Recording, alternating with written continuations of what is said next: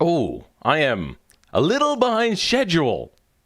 But how is everybody? Let's get some. Oh, I am a little behind schedule. There we go. I accidentally had myself playing through my own thing. Music. There we go. A little bit of music coming in now. I am woefully underprepared. Once again, I should really make my intro like 12 minutes or something. Because my God, that is just not enough time. 9 and whatever minutes, not good enough. Let's go ahead, move everything into place. There we go. Okay. Double walnut, Jackie Chin, linear.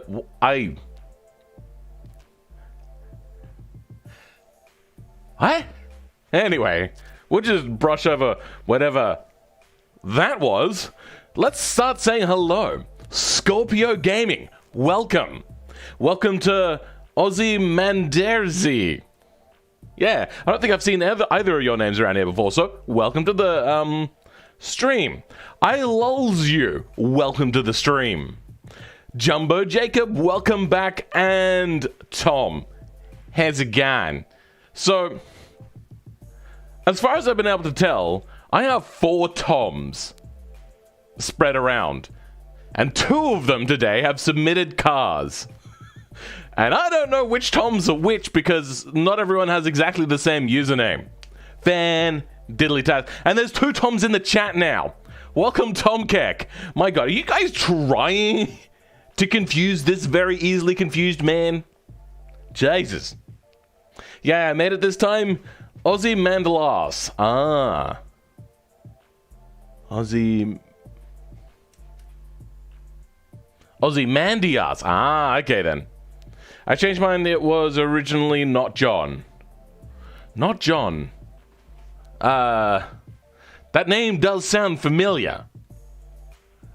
But I suck at remembering things. So yeah, we're just gonna go ahead and have a look at the cars that we have today. And it's gonna start off with this one by a Tom. Don't know which Tom, but it is a Tom nonetheless. They went ahead and did that one fake Rari 1K car from last week, which is a remake of mine to make it look better. This is their long wheelbase version of that car. And I think this car still looks pretty darn sick. I'm just going to slow that down a little bit.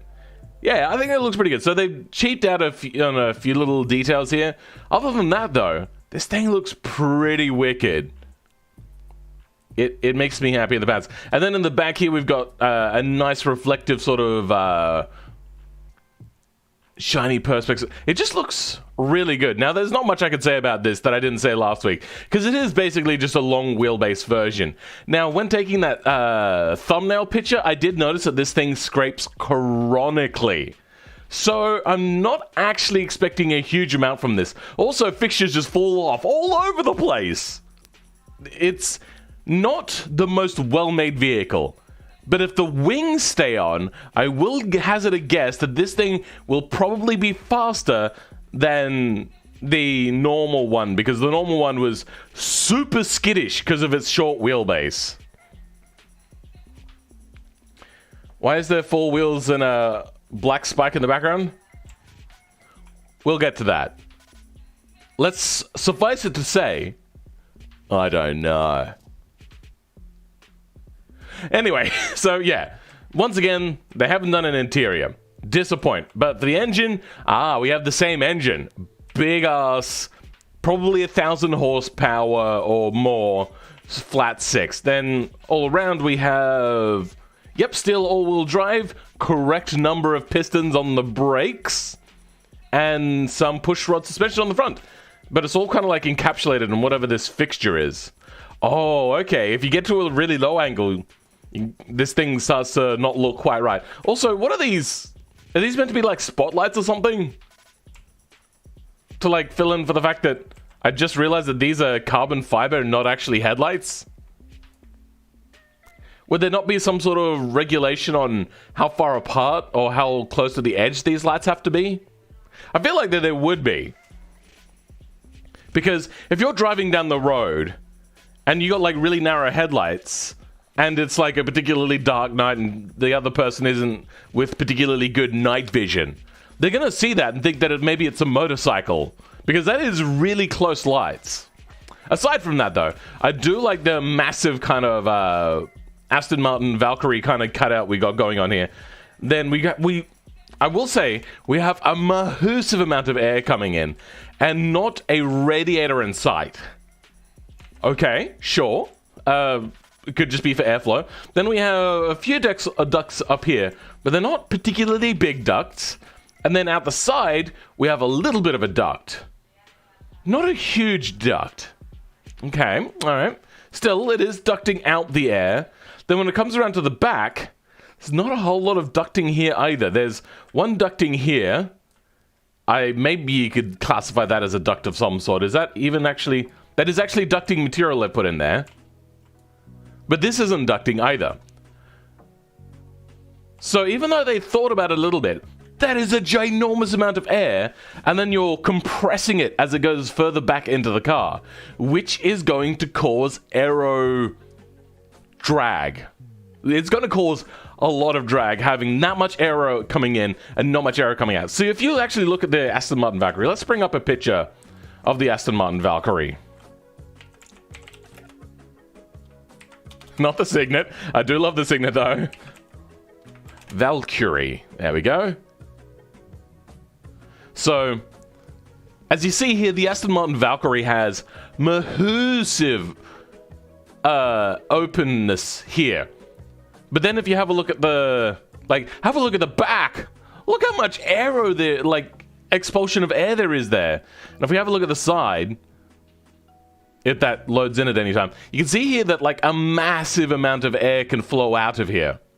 So, it also, the way that it should be, is if you are doing something like this sort of vent, much like in the Aston Martin Valkyrie, the expulsion area should be larger than the intake area, and then have it above where the intake area is, and then you use it as aerodynamic downforce creation. Free wing, basically. Here, unfortunately, you've got it, it's coming in, it's not going, I mean, it is actually going higher, so that's good. But it also it's small. So you want it to go in and you want it to expand, but particularly you want the top part to expand upwards. The bottom part can stay flat, do whatever mostly, but you're making it come in and then go like that. So then you're not getting any extra downforce out of it because it's compressing it, and it's having to compress it. So yeah, it's unfortunate not creating a whole lot of downforce there. Missed opportunity for a real designer. If you know what I mean, for IRL cars, that is. This game doesn't actually take that into consideration. I just want to nitpick, because other than that, this car looks gorgeous, brah. Absolutely gorgeous. I still love it from last week, but now in the long wheelbase version. Welcome, Yash. How's it going? Good to see you here today. Hi there, sleepy man. Yeah, I am a little bit sleepy. I woke up about... Oh, wow, it's been nearly 2 hours now, but I've been rushing around like a chicken with my head cut off, getting everything ready. I see an insane-looking race car. This one? I don't know if it's going to be a race car, because I think everything's going to fall off. Because when I was doing, as I said, the photo shoot, things were just falling off all over the place. Which is unfortunate. That's automation for you, but yeah. Also scraping. Lots of scraping. The Signet is the fastest Aston Martin ever made. Changed my mind. There was the V8 Vantage version that somebody made. Oh my god. Why? I mean, you know what? No, I get why. I would want that. But Jesus, that thing would be insane. With that short of a wheelbase, that thing is going to spin like a dime. Spin on a dime? Spin like a... top or a dreidel, whatever. The Valkyrie is a Venturi tunnel on wheels with a V12, to be honest. Yeah, it is. It is going to quite extreme. It's not the most extreme, with aerodynamic flow. They're taking everything that has been learned in Formula 1, LMP1, everything that they know about the new hypercar class, and they made a very aerodynamically efficient for downforce car body. So amazing that a company has just gone, you know what? Let's just go balls to the wall and make something equivalent to a race car and put it on the road. Finally, somebody's just gone, we have all this technology, we know how it works, why not put it to use? So good. I love it. You see that one Aston Martin shoved a V8 into the... What? Are you talking about the Signet with a V8? Yeah, I've seen that. Hello, Space Warrior. How's it going? Welcome to the stream. The Signet is a luxury smart car. No, it's a Toyota Aygo. Rebadged, basically, with leather and stuff like that. And then they charge, what, like twice the price for it? Like, oh my god. So, this is what gets me. Is with that, like, emissions law that was in for a short period of time... what was it? I can't even think now. My brain is frizzled. Frizzledy fried. Oh yeah. It wasn't you had to have an equivalently low emission vehicle compared to a high emission vehicle. What it was is you had to sell enough of those vehicles to average out to a better emissions target. And it was so expensive. I don't know how they sold any of them. Like, I get a few they would sell, but that many? Oh my god. That was crazy. Toyota IQ. Okay, yeah. Can you see that I spend too long on Wikipedia? Yeah. If a Toyota Aygo breaks down, don't go. I mean, it's a Toyota, so you'd expect at least decent longevity out of it and reliability. So I swear I've seen this car body before.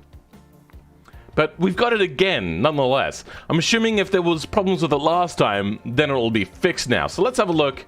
We have... Okay, so we have air coming in. And no expulsion of air. Is this meant to be... Yeah, I think this is meant to be a reversing camera. Cool. I do like the little bit of attention to detail there. I do like the side exhaust. Even if it does come out at a bit of a weird angle. So... this is the angle in which the exhaust is going to come out. Pretty much dead on right about there. That's going to cook this bit of carbon fiber or plastic or whatever this is meant to be. Yeah, so unfortunately, that's not 100% finished there, bud. That's going to cook your own car, it is. Oh dear. Have you seen those cars that have like the big ass Mylar tin exhausts at the back that have the... fiberglass bumpers and whatnot that are like a light color, like a white or a close to white sort of color, and then it becomes discolored over time? Yeah, no, that much worse is going to happen there because the exhaust is pointing right at it. Goodness gracious. I don't know if you guys have ever had like an exhaust mount, like one of those rubber mounts gone broken itself, and then the exhaust is pushing up against your plastic bumper, and then it melts. Once again, that's worse. Oh, maybe not. Yeah, no, that would be worse because it goes to a much larger area. I love it. Fantastic, done.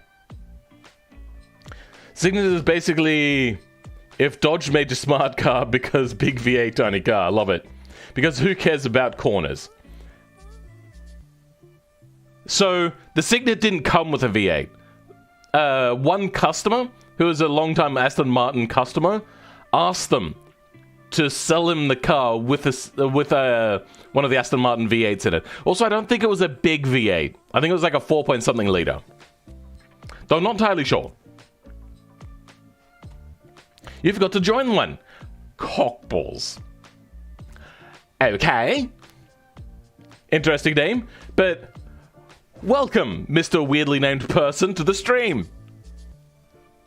Trying to get me demonetized? Well, too late. I've already been demonetized. YouTube doesn't know how to send letters in the mail. And that means that I'm demonetized because they just suck. Great joke. The Mark 1 Prius is nice. Was there one before the one that everyone knows?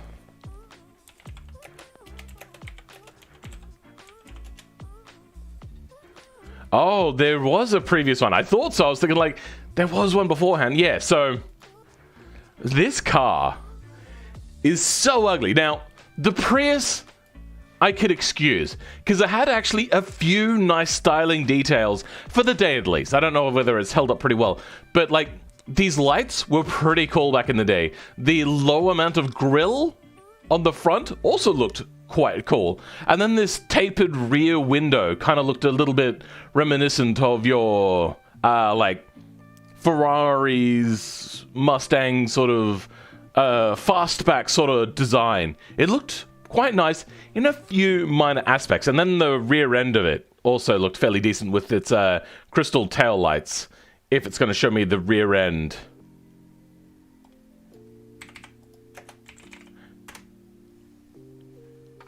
Yeah, so it had one of the early cars to have these crystal taillights. Also the split rear window, like the old CRX. Now, together, the car doesn't look pretty. I get it. But it had some nice, fine details that back when this car first came out, it had people going like, oh, that's interesting. But now we look back at it and go, oh, it's just eclectic and ugly. Why did they make it only a weird kind of minivan sort of style? It looks so bad. But yeah, so I'm not going to poo-poo on it entirely, because back when it very first released, it wasn't the worst thing ever. But the Prius before it, yeah, no, that was the worst thing ever. Even back in the day, that thing was considered like a... What are you doing? Why? Anyway, welcome, Zeka Ralhar. How's it going, brah? Me listening to Phil Man critique everybody's car while making my own, knowing damn well I couldn't even do as well as them. I mean, I do like this car. I don't like how bulbousy it comes towards the front and the rear, but I do like the sort of design that they've got going for here. It's just, I like to now nitpick because the quality of cars being submitted most of the time are improving. So when I look at somebody that's a new and beginner, I look at them as if they're a new and a beginner. But these people that have been around for a little bit longer, I'll critique them a little bit more. So then we can lift everybody's automation car design game up to that next level, bruh.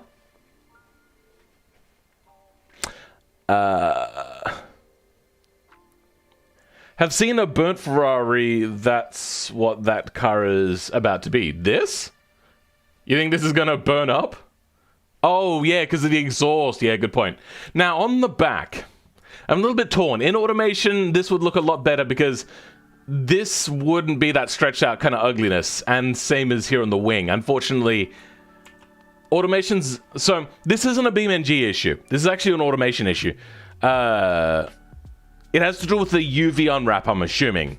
Hasn't quite unwrapped properly, which is disappointing. If they could come up with a different way to unwrap, that would solve all these issues. But I'm also, that's like down on my list of things to do. That's like an aesthetics thing. You could make it look better. You can also go in and edit that yourself in Blender, which is a free program if you are willing to learn it. You can go in and unwrap these and fix these things. And I might do a video on that at some point, now that I've just thought about it. But yeah, that should fix the issue. But yeah, I do like this. I think this would look a lot better if it had it exported correctly, though. But yeah, I like it. Big massive rear diffuser on this thing. I get the feeling that this thing would need some sort of anchorage here at the bottom here, because this is not a Formula 1 car where these end plates can go all the way down, because those cars are on a very flat road. Now, they may not seem flat for a Formula 1 car, but that's because those cars are incredibly rigid. But this is going over like crappy roads that like are meant to be traveled at like 60 miles per hour, but this car is meant to go like 120 miles an hour on corners, sort of thing. That's probably going to need anchorages, especially with the fact that it's got a very narrow anchorage at the top. And then we've got a shark fin. Go into that in a second. I made this account as a joke, but I was too lazy to go back to my usual account, so I stayed in this one. You can change the name, but anyway. I'm not gonna lie, you guys ever seen a slammed Prius? 326 powers one looks incredible. I have seen a slammed one, and I think that it does improve the look. Still, it's a bit of a weird looking car. And then if you put nitrous on it like Hoovie's Garage did and then blow the motor, that engine's not meant to be run hard. Let's just put it that way. For me, the Mark 1 Prius front looks like a smiling beaver. Oh dear God. I love having cars with split windows on the road. You mean that sort of split window? I think it's kind of cool. Not great for visibility though. I'm assuming horrendous for visibility.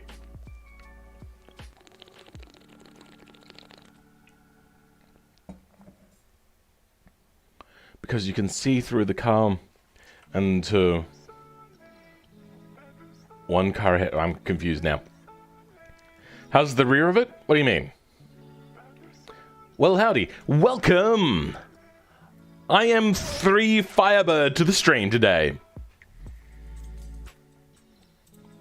What are we talking about, Tom? MF YouTube forced me to use 0123 instead of 0120. What? Hey, look at that! There we go. So, you're the one with... Yeah, this one. The long wheelbase version. I've already talked about that one so far. Or is this one yours as well? I'm not sure. Anyway, we were talking about the fin that comes off. So, the fin will generate turbulence, and turbulence is drag. These are generally... Oh, I cannot remember, actually. A way to attach to the wing to direct air to it properly, but in a specific sort of way. I can't remember. I'm drawing an absolute blank. But this shark fin, unless it's just for aesthetics and you don't mind the extra drag, should connect up to the wing. Otherwise, the turbulence that comes off of it will only create drag and serve no beneficial purpose. So, either have the shark fin or the low profile wing. You can't unfortunately have both and call it legit. Anyway, moving along to this thing. So, yeah. I think we've seen different versions of this car before. There he goes vaping again. It's weird. Drinking from this water bottle does sound like vaping, and I hate it because vaping is silly. My brain work, I swear. Split window from the Prius CRX. Oh. So what was the previous comment you said? I love having cars with the split windows on the road because you could see through the car and to one car ahead. Oh, that's what you mean. I must also say that CRX with a split windshield, split rear glass, one of my favorite looking cars of all time. Like, it's up there. I love that CRX. It looks so gorgeous. Like the latest versions of it from back in the day. Looks so good. I always wanted one, but it's also never been a particularly great engine. So I've been very torn on the idea. Also now, it's a very old car, so the maintenance just goes way up through the roof. So yeah, let's have a look at this boy. So we have a nice kind of drawing here. I'm trying to think what this looks like. Kind of like a Murcielago. Is that what I'm thinking of? I think it might be a Murcielago, that sort of this reminiscent shape. Like being so big and come down most of the way down the car. Then we got extra little vents. Now these extra little vents are going to be problematic because they have to make a hard, sharp turn once they get inside. Because you got the wheel well right there. This one... Yeah, you know what also? That doesn't go deep. That's actually quite a shallow one. So that's also going to be not great. But yeah, moving around to the back. These are some cool looking taillights. These must be custom. Yeah. Yeah, I'm pretty sure that those are custom taillights. Well done. I do like them. Most of the time, I don't like the custom taillights on these cars. They just don't look particularly great. Am I on this car? No. Let's... Oh, here we go. There we go. Now get a bit of a better look at it. It just looks really nice and well put together. I do like this. Oh, it's just not touching the wheel well. Close. Very, very close. Well done. I can't... Like an Audi or something? Is that what the back is reminding me of? I can't remember. But it's reminding me of something, but it does look really nice. And I love that you've got like these really stylized, brushed steel looking exhaust tips. I like it. It's got that kind of design where they want like really small exhausts just don't look right to make a car look powerful. So you have a bigger exhaust, but then have it like fold in to have that inside bit there, which then to the untrained eye still looks like a big exhaust, looks stylistic and nice, but they may also think that there's something more to it, which there isn't. It's literally just to make the exhaust look bigger, which I think is a cool design, and I think looks really good here. In the future, when too many car companies use that sort of thing, then it's going to become like poo-poo. But anyway, for now it looks pretty good. I also like the fact that they've got these cut-ins here as well for this rear diffuser. That looks really nice. That is one of the better looking rear diffusers I think I've ever seen come through this whole thing that we do here.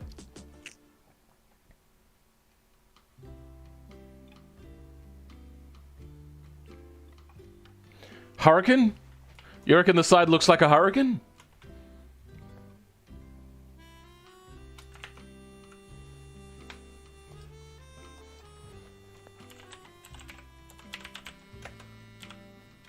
Lamborghini Hurricane. No. No, that's not the shape I'm thinking of. Anyway, nice try. Oh, dear God. Oh, no. Oh, we have a fail here. We got two pistons because they think faster cars have more pistons, right? And then they realized that the braking power was too much. So they made the discs really small. And it hasn't gone quite the way they think of, because now I'm going to be driving it in BeamNG, and these brakes are going to cook! Unless this is not meant to be a track car. And then on the rear, we have a similar sort of situation with 3 pistons on the rear. Oh no! They don't know what they've done! Oh god, is this rear engine? Please tell me this is rear engine.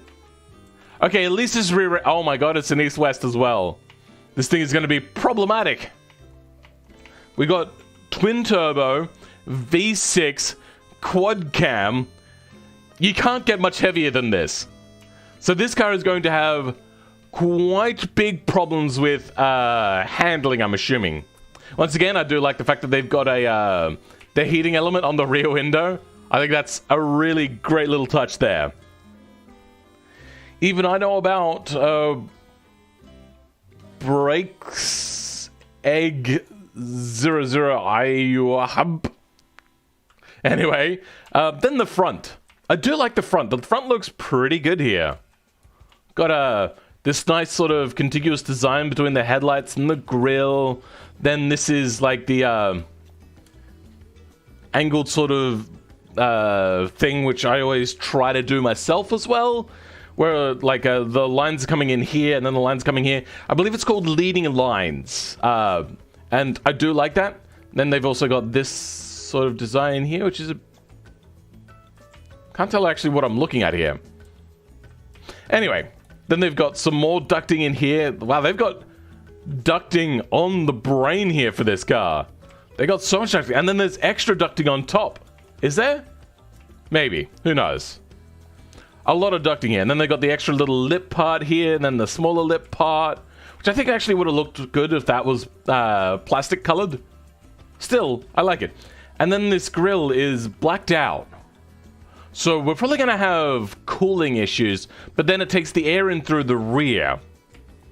Do we have... Ah, we do have cooling down here. I'm assuming that's meant to be a radiator and not what it looks like, which is an intercooler. We'll give them the benefit of the doubt there. lots of nice design. This front grille, though, even though air isn't flowing across it, it's kind of flowing into it, it's still going to generate quite a bit of drag. And for something that looks like it's meant to be a track car, that's going to be a little bit problematic for people that want that, like, performance car. Still, it looks really nice. This would be a car, at least the front end, would be a car that I would like to drive on the road, because that looks pretty sweet. Then down the side here, we got a good-looking indicator for this car body. Tesla door handle. I wish that they had more like flush-sitting door handles that weren't just the Tesla door handles. I really wish they had that. Then in the interior, hey, look at that! They've got some colors on the interior. Oh, they have color. Okay, so they've done a pretty good job. Except there's like a weird reflection there. What is that? Okay. There's like one sheet here that goes the entire distance and then one that comes halfway? I don't understand. Anyway. Then, oh, look at that. We got extra little gauges up here. Oh, attention to detail. Well done. Then got the big screen, got the gated shifter, no rear seat because it is a rear engine. Oh, look at that. I was thinking that they had some sort of engine cover, and then I thought, whilst I was down there, that... But it's probably going to be covered, so what's the issue? I didn't realize that they'd open it up with glass. Well done. Lots of little details here. Then, like, proper window winder, like electric things, door handles, air vents, speakers, door pockets. Even if the door pockets do look dated, we'll brush over that. Then the Volvo-styled floating dashboard. Now, I think the steering wheel is a little too far away. Unless you've got a driver that has incredibly long arms and not particularly long legs. Still pretty good though. And I'm going to give them the benefit of the doubt, as in this car probably has an adjustable steering wheel which you can bring in and out. Because it is a track car, and that is a more common thing that's available on a lot of cars. It's not very hard for the manufacturers to do, so kudos. Pretty good. Then they've got like a full center console. They got the handbrake there. A lot of details. Even the electric window mover from like a Ford, which is the sort of window winder. Mirror adjuster. Let's get back in there. This is a Ford window. I did it again. Ford mirror adjuster.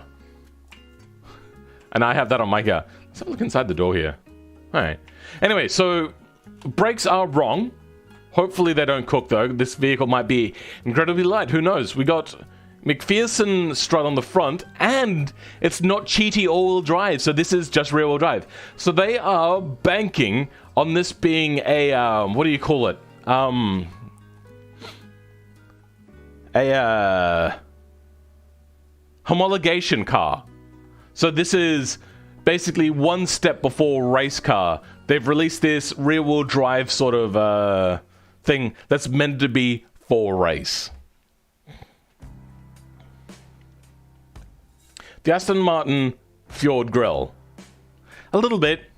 I do see that now that you pointed it out. Not so much Aston Martin, but more Ford, yeah.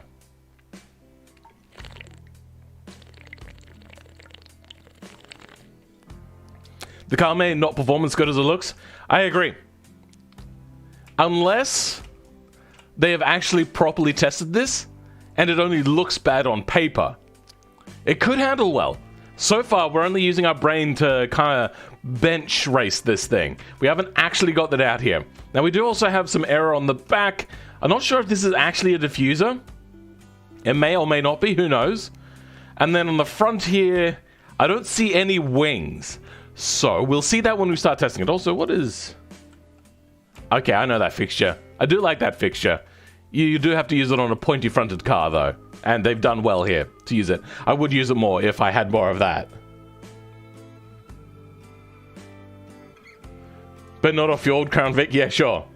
Morning, Danny Boy. Or Tina. Which one would you rather? Just Danny Boy? Because I'm assuming that's the one that you've got there. I've not seen you around here in yonks, bro. It's been a really long time.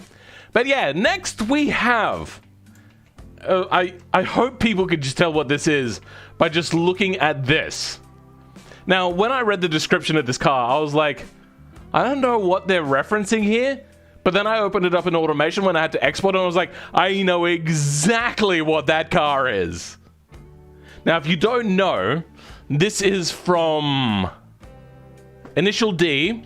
This is the car that the female duo drive, a Sil80. Now, I actually owned a Sil80 back in the day.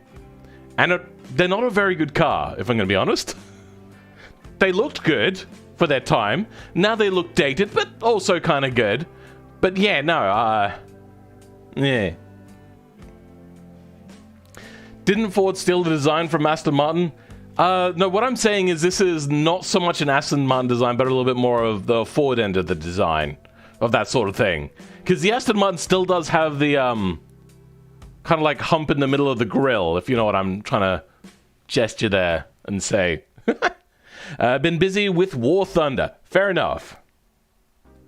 Good to see the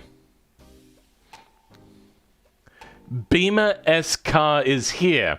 The bluish car looks like a Silvia. It's a Sil80. So, Silvia front, and then it's meant to be a 180 rear. Now, they haven't done it 100% justice, but fair enough, because replicating a car perfectly is really hard in automation.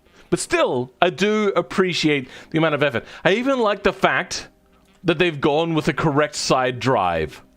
That is, attention to detail. Once again, though, it is really hard in automation to tell where a steering wheel is meant to go. But the steering wheel is meant to go, like, kind of up here.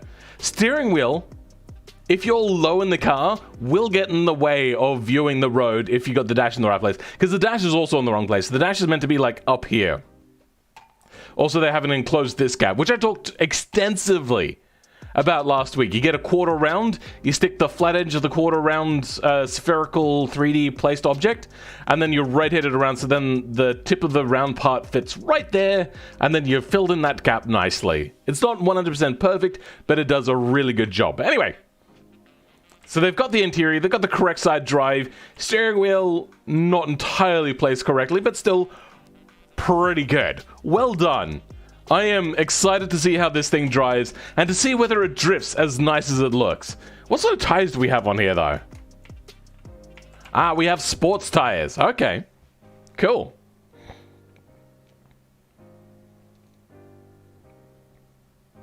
I still don't know which Beamer you're talking about. Beamer-esque? I don't think there's any car here that looks particularly like a Beamer. Beamer. Ooh, a Sil80. So you're a female duo. Uh-huh. I probably weigh as much as like two small females.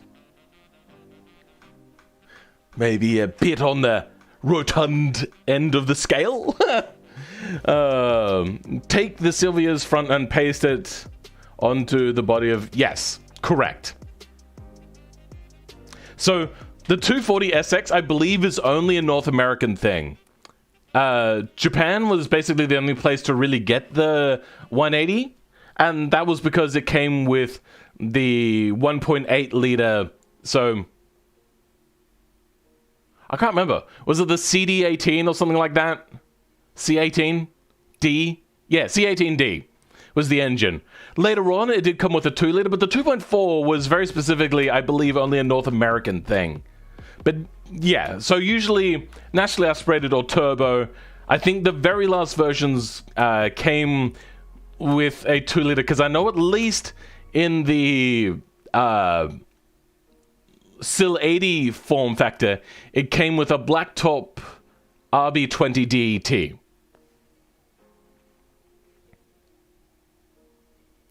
Initial D. Initial D! Woo! The grey car looks like a Comet S2 GTA Porsche. Yes, I agree. We'll get to that. It is right in the back, the dark green car. That? Let's move over and have a bit of a... Okay, you know what? I've not actually looked at this car before, and I think a little bit I agree but only in as far as the kidney bean grill and the lights kind of in which they come down to it. The rest of it doesn't. Also, that grill, hold on.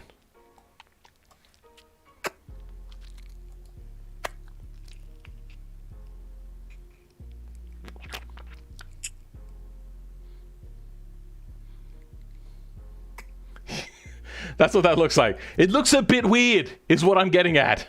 Let's go back to what we're doing. There we go. Okay. So, they've got fairly good details around here. I'm not sure if this grill is meant to come up quite so high, but it does. And I'm unsure. But sure, it looks fine. Hello, I'm totally not late. Welcome, to the stream today. You are totally not 50 minutes and 38 seconds late. A hint about that one, it's a fairly oldish car. Not the time of making. I've improved making cars over the year. Welcome, Cascade Freak.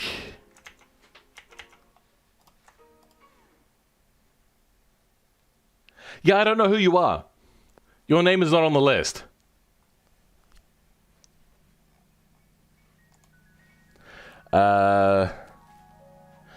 Japan was the 180SX with the CA18. There we go. Europe and made America to have the 200SX. 200SX was a different car as well. And only America came with the 240SX. I don't know if one of these ever got called, the 180 got called the 200SX, because the 200SX is also the Sylvia S14s with a 200SX. If you're not mistaken about that, then maybe that car got released as a 200SX and I just didn't know. Which is entirely possible. I'm back. I tried to change my name, but the tutorial seems outdated. What have I missed? Okay. Cars. And rambling. Lots of rambling. Whoa, he's so hot. Philman, you're scaring me with that face. Oh, okay. Now we're up to that part. Okay. That was so hot. Thanks. In Japan, it was called the 180SX. In Europe, it was 200SX. Okay. I didn't know that. I believe we kind of got a limited run of the 200SX here, and then the rest of them were just imported, but that was the S14s, not the S13s, which this is. Or all of them are. I'm only talking about the S13s. The S14 was branded as the 200SX in the US. Oh, okay. Anyway, then we have this. And I don't know what's happened, but I believe I got this one as a as a zip. So let's alt U, Control E. I saw this as I was loading in. I was like, I don't have time to look at this. So the Mako PPHC-V2. Yeah, this is given to me as a .zip.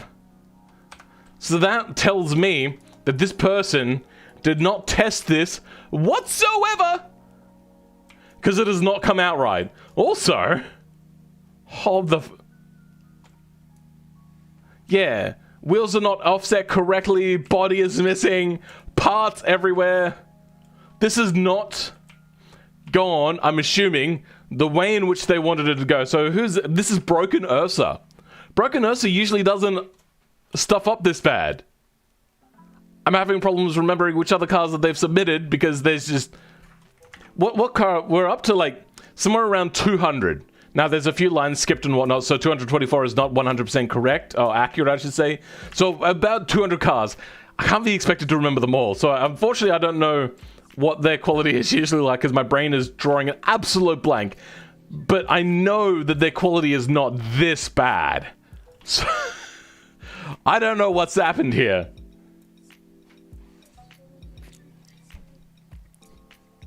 I agree, I tried to improve the grille that the modern M4 has. Oh, you're talking about the dark green car. What the heck? Nice car, bro.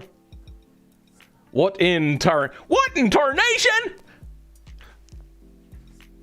Good wings. Yes, I do like to say that this car for the first time has a balance of aero intake to aero expulsion further down the vehicle here.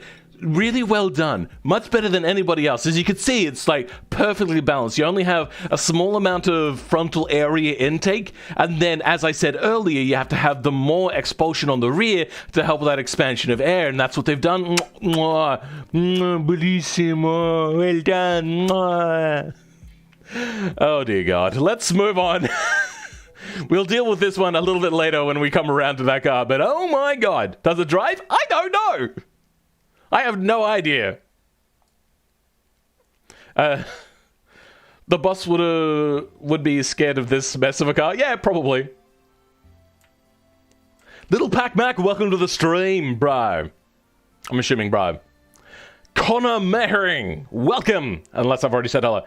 Is the body mesh still there? Let's cycle over to it.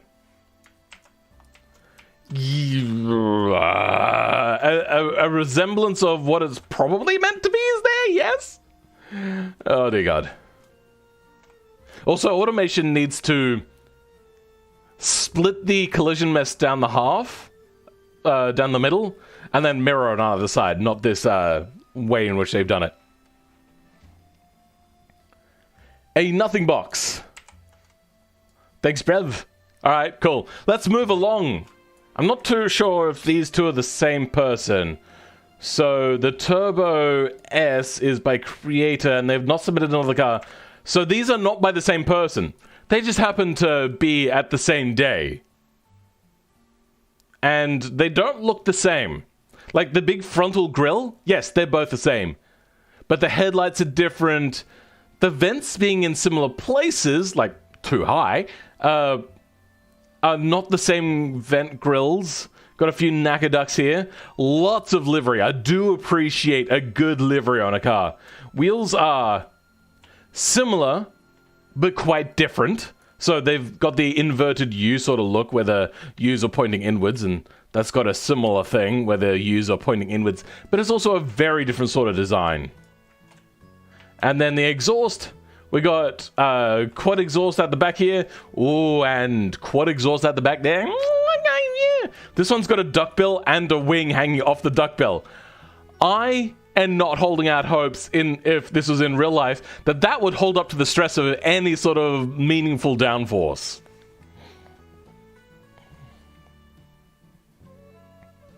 Maybe it's your F1 car mods? Maybe it still drives? I don't know. Maybe it's Maybelline. Also, welcome, Crispy Shaman. And Midget Man. How's it going? Wow, a whole bunch of people just showed up. That's the only thing I can think that's that thin. Yeah, I believe it was. So let's Alt-U, Control-E. Let's see if I can figure out what body it was. That looks like the same as last week. The Lotus 24 or 25 body or whatever that was. Yeah.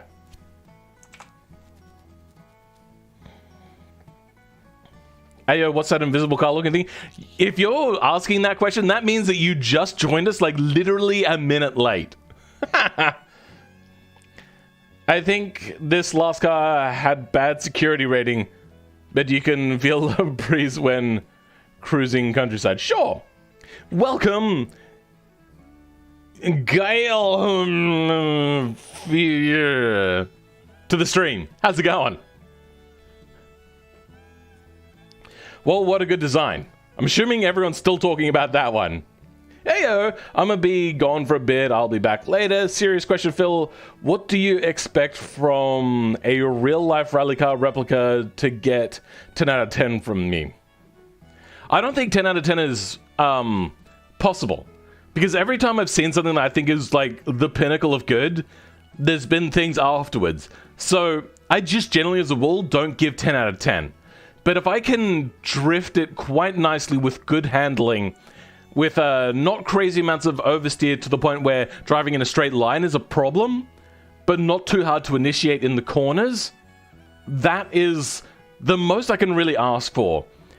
Plenty of grip, but not doesn't require a huge amount of power. So that means that it'll grip through corners to pull myself out, and hopefully have enough power to pull myself out of a corner or through a corner.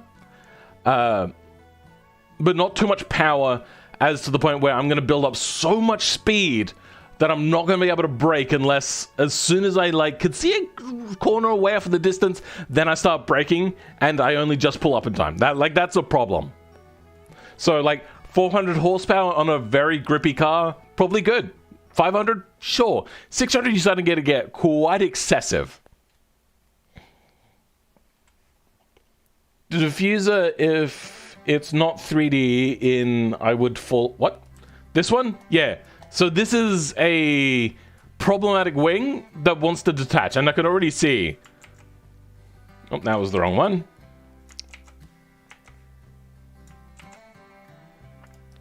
What car are we on?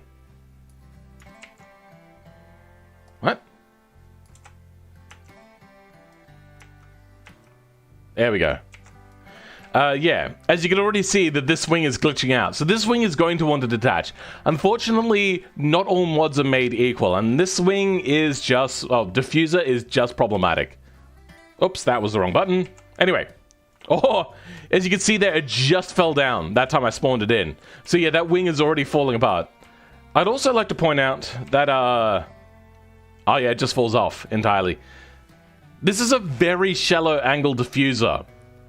So you'd only do that if there was a limitation on how much of a rake you could have. But even then, a lot of race categories will limit you from having any sort of overhang of aerodynamic devices beyond a certain amount of distance from the rear axle or from the rear main silhouette of the body. So this wing and this diffuser would generally be a no-no, unless this is meant to be like a hill climb car.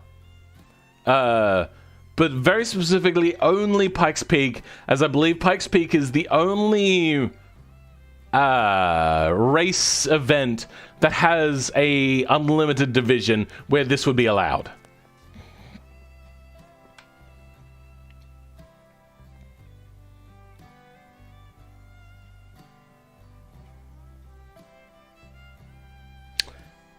There's a lot written here in a very short amount of time. I'm just going to skip a whole bunch. Welcome, Rainbow Goddity 404 Zians. Welcome. That's quite the name there. What about 280 horsepower on quite a small car? I mean, it could work. It depends how it handles.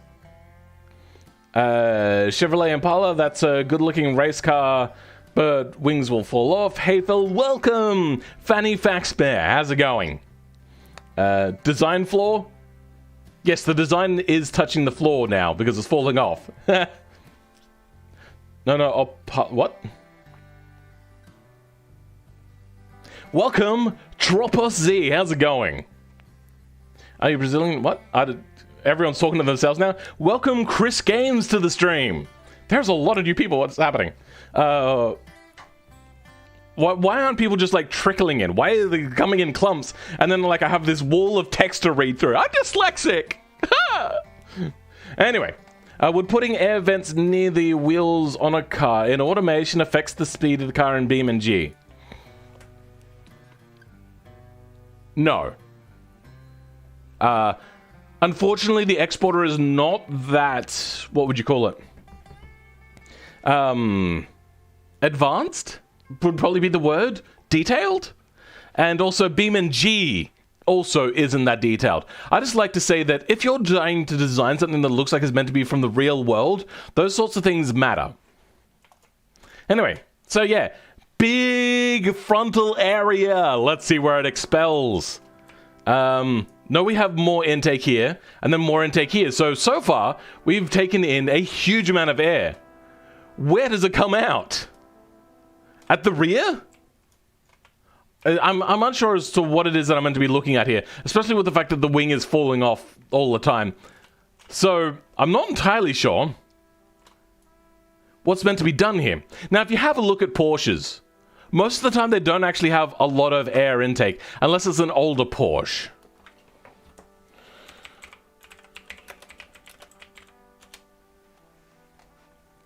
So you see here, big aero dam in the front here. Okay, so what I'm seeing here is you got a bit of expulsion of air here, but then this is massively cut around the rear, not the rear diffuser, but the rear of the car entirely. So I'm assuming it ducts the air through most of the way and then comes out there. What about these ones? What is this, GT3? Bathurst 12 hour. Oh, okay, no, here. You can see that the aero here comes out through... yes, okay. See, you're going back to this one, a lot of air comes out here. And as you can see, that it's also much higher, as I stated. So they're using that, like, internal area, not just for a radiator, but also to use as a bit of downforce adding onto it. And you can see here that there is quite the big cutout there. So what looks like a small cutout here is actually quite a big cutout. So you're expelling a lot of air through the bonnet, through the wheel arch here, and then there is more expulsion out the rear here. Now, they also... So here's a problem with mid and rear engine cars, is you want to have a flat bottom to the car for better ground effect. But you also want air flowing over the engine because it gets hot, especially on the mid and rear engine cars. So they'll have lots of air ducting in through the car, and they'll take it around, they'll duct it through the engine bay.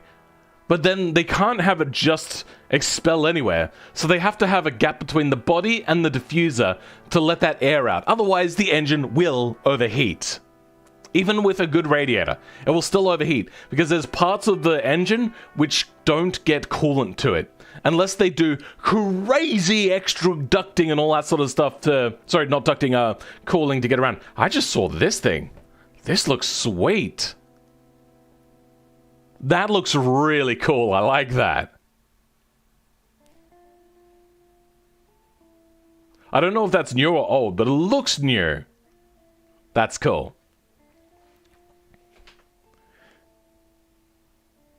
Phil dislike dicks? What? I don't dislike them. Welcome, Flame Z, unless I've already said hello to you already. And from the design of the rally car replica, I'm guessing the car would have to be close to exact to what it looks like IRL. No, I'm not saying a car has to look like IRL. What I want to say is a car should look like it would function properly in the real world, where they've thought about things like airflow. And if you're looking for that 10 out of 10 score, you have to have like a realism, a fun factor, and a good-looking factor. Those are like the three main criteria in which I judge cars. So it has to be fairly... Unless you're going for like a ballistic track car that is going to decimate all lap times, whilst handling quite nicely on a controller. That will also get you a good score. Like one can be so good that it overpowers bad other scores. Kind of, to an extent. But it has to be exceptional at that one thing. Much like that rally car from last week, the one that looked like the 037, like a modernized retro recreation of it. Oh, that thing was so gorgeous. Its gorgeousness overcame the fact that the car handled like a dog. It was so bad at driving, but that look was so good. So it helped compensate for that. E-Dragon! You're aware. Oh, I suppose it is like 7:43 a.m. here, so you could be expected to be awake around this sort of time. Here in Brazil, we have the Volkswagen Golf GTI, a square Volkswagen, and much loved here. I mean, we kind of like Volkswagens here. If you go to the eastern states like Sydney, they love Volkswagen Golfs. Oh my god, they're everywhere. So the way, like, if you ever want to do a count of how many cars exist on the roads in Sydney, count how many Volkswagen Golfs there are and times it by 2, and that's how many cars there are in general. It's insane! There's so many of them!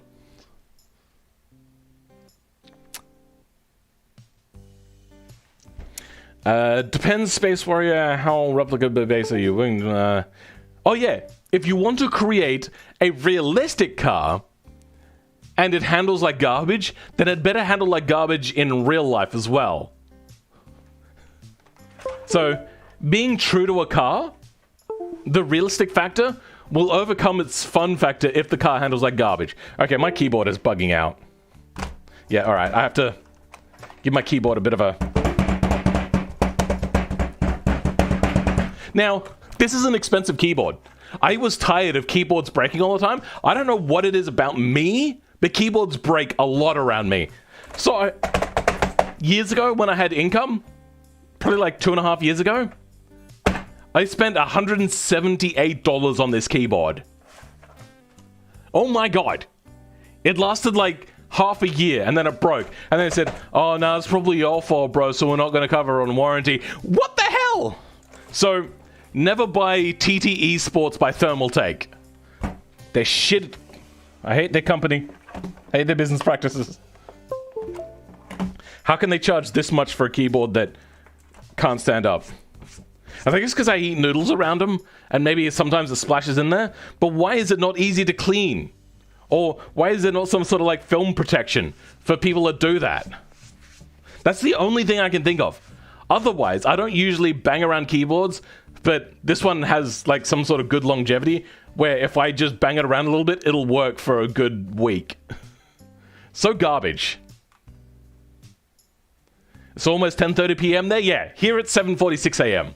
And E-Dragon lives in exactly the same time zone as I do, because he lives not too far from here. Percussive maintenance. Yes! The camera's gone. Oh no, what? My camera's still connected. What?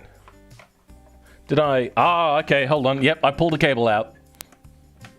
Oh, now I've pulled a monitor cable out. I don't know what just happened then. Okay. Work! No? Oh, there we go. It worked on its own. Jesus. All right. Oh, Twitterverse is here.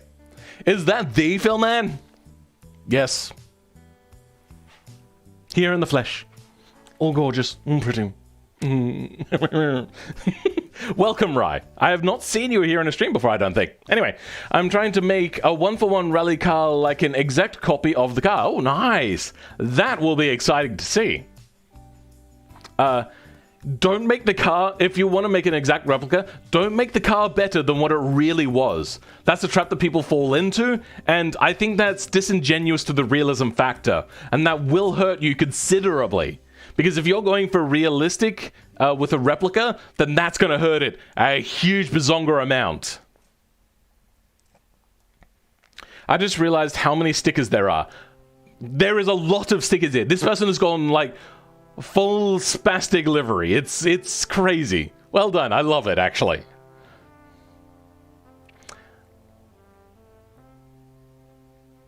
Finally a face reveal? What? Okay. Let's move down a little bit. In that case, you'd need to get all of it right if you can. As much as possible. Like, there was that one guy that did that, like, it's not a very good Citroen, or was it a... I believe it was a Citroen. Yeah, it wasn't a particularly good car. But that's because that was the way the car was. It was a front-wheel drive car with a weird semi-CVT sort of transmission that was more like a manual transmission with a torque converter. They did a lot of J-beam editing. Now, it wasn't a great transmission, but it worked really nicely, and I appreciated everything about it. The handbrake was for the front wheels. The car didn't handle fantastically at all, but that car got a good score because they put so much effort into replicating just how hot garbage some certain things were, and just how interesting and quirky cars like that were. I think that was like 2 streams ago. It was like a French car. I loved it. Mwah. Such good work done by that person. Right, you should have seen him earlier. It was frightening. Oh, with the face I was making about the BMW almost sort of car. I doubt this will happen, but I'd love Dodge to revive the Viper. Just use new knowledge to give it an absolute shit ton of downforce, and use an uprated Demon engine with 900 to 1,000 horsepower. I would like to see a hybrid Viper, just to see the absolute anger, the writhing anger of people going, no, the Dodge Viper is a V10. It's the last bastion of just unadulterated fuel usage. I want to see them so frustrated, but with like a good hybrid system where the car is actually genuinely so much faster and people go, I don't like hybrid, I don't like hybrid, I don't like batteries. Ah! I want to see just them, because like out of cars that converted to hybrid, I think a lot of them have done quite good. But the one car I don't think it should be on is the Dodge Viper. Because the Dodge Viper is not meant to be an amazing car. It's meant to be like brutal fuel usage. Just damn the world, I'm using everything here. I'm going to destroy everything just because I want this car to be fun. Phil is always Friday. Hello.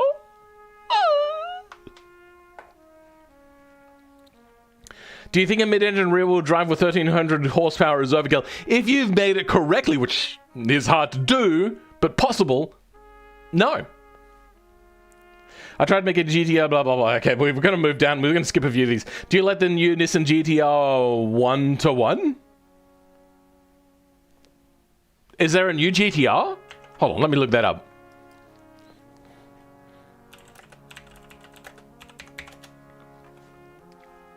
Oh. Lamborghini? Is that the vibe I'm getting here with the front grille area? No, what am I... Audi? I'm getting something on that front grille that just looks like another car. Also, if they're going for a redesign, this is a pretty weak redesign. Like, I liked the original one. It looked fine. Like this, a little bit bland, but it still looked good. I think they could have done much better. Because, like, this looks decent. This looks really nice. This looks okay. This looks ugly. And the back end looked fairly good. But, like, this side panel here, this quarter panel, always looked pretty ugly. But now that they've got this, I like some of it. But I think they could have gone much further. See, even they thought that that rear quarter panel didn't look great as they tried to do something. Unfortunately, that hasn't done enough. It still looks like the side of a barn. But now it looks like the side of a barn which somebody's taken a chisel to and taken an accidental chunk out of it.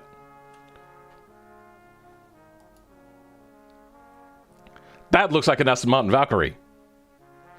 That is a fake one. The one next to it is real. This? Well, that's just a bumper. They've just put a new bumper on it. Lazy. Super lazy. Are you saying this one is the real one? That would be cool. If Dodge made a dedicated E-Demon, it would be good. Tesla fanboys absolutely need to be humbled bad.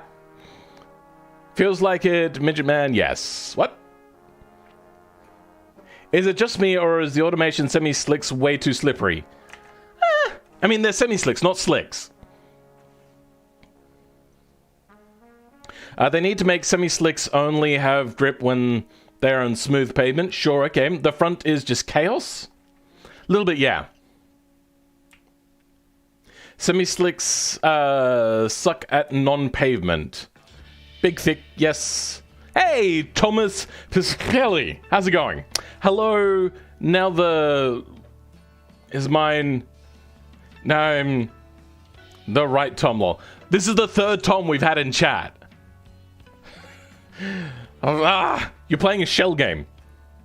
It's over 1 million though. What, the new Nissan? Oh god, no. I feel like sports tires would have more grip sometimes. No, not necessarily. I think you're just probably creating an overly powerful vehicle without taking everything into consideration. And that's even the imperfections in Automation's exporter when it comes to suspension geometry. Nissan GTR has an all-new front bumper. An all-new front bumper, yay!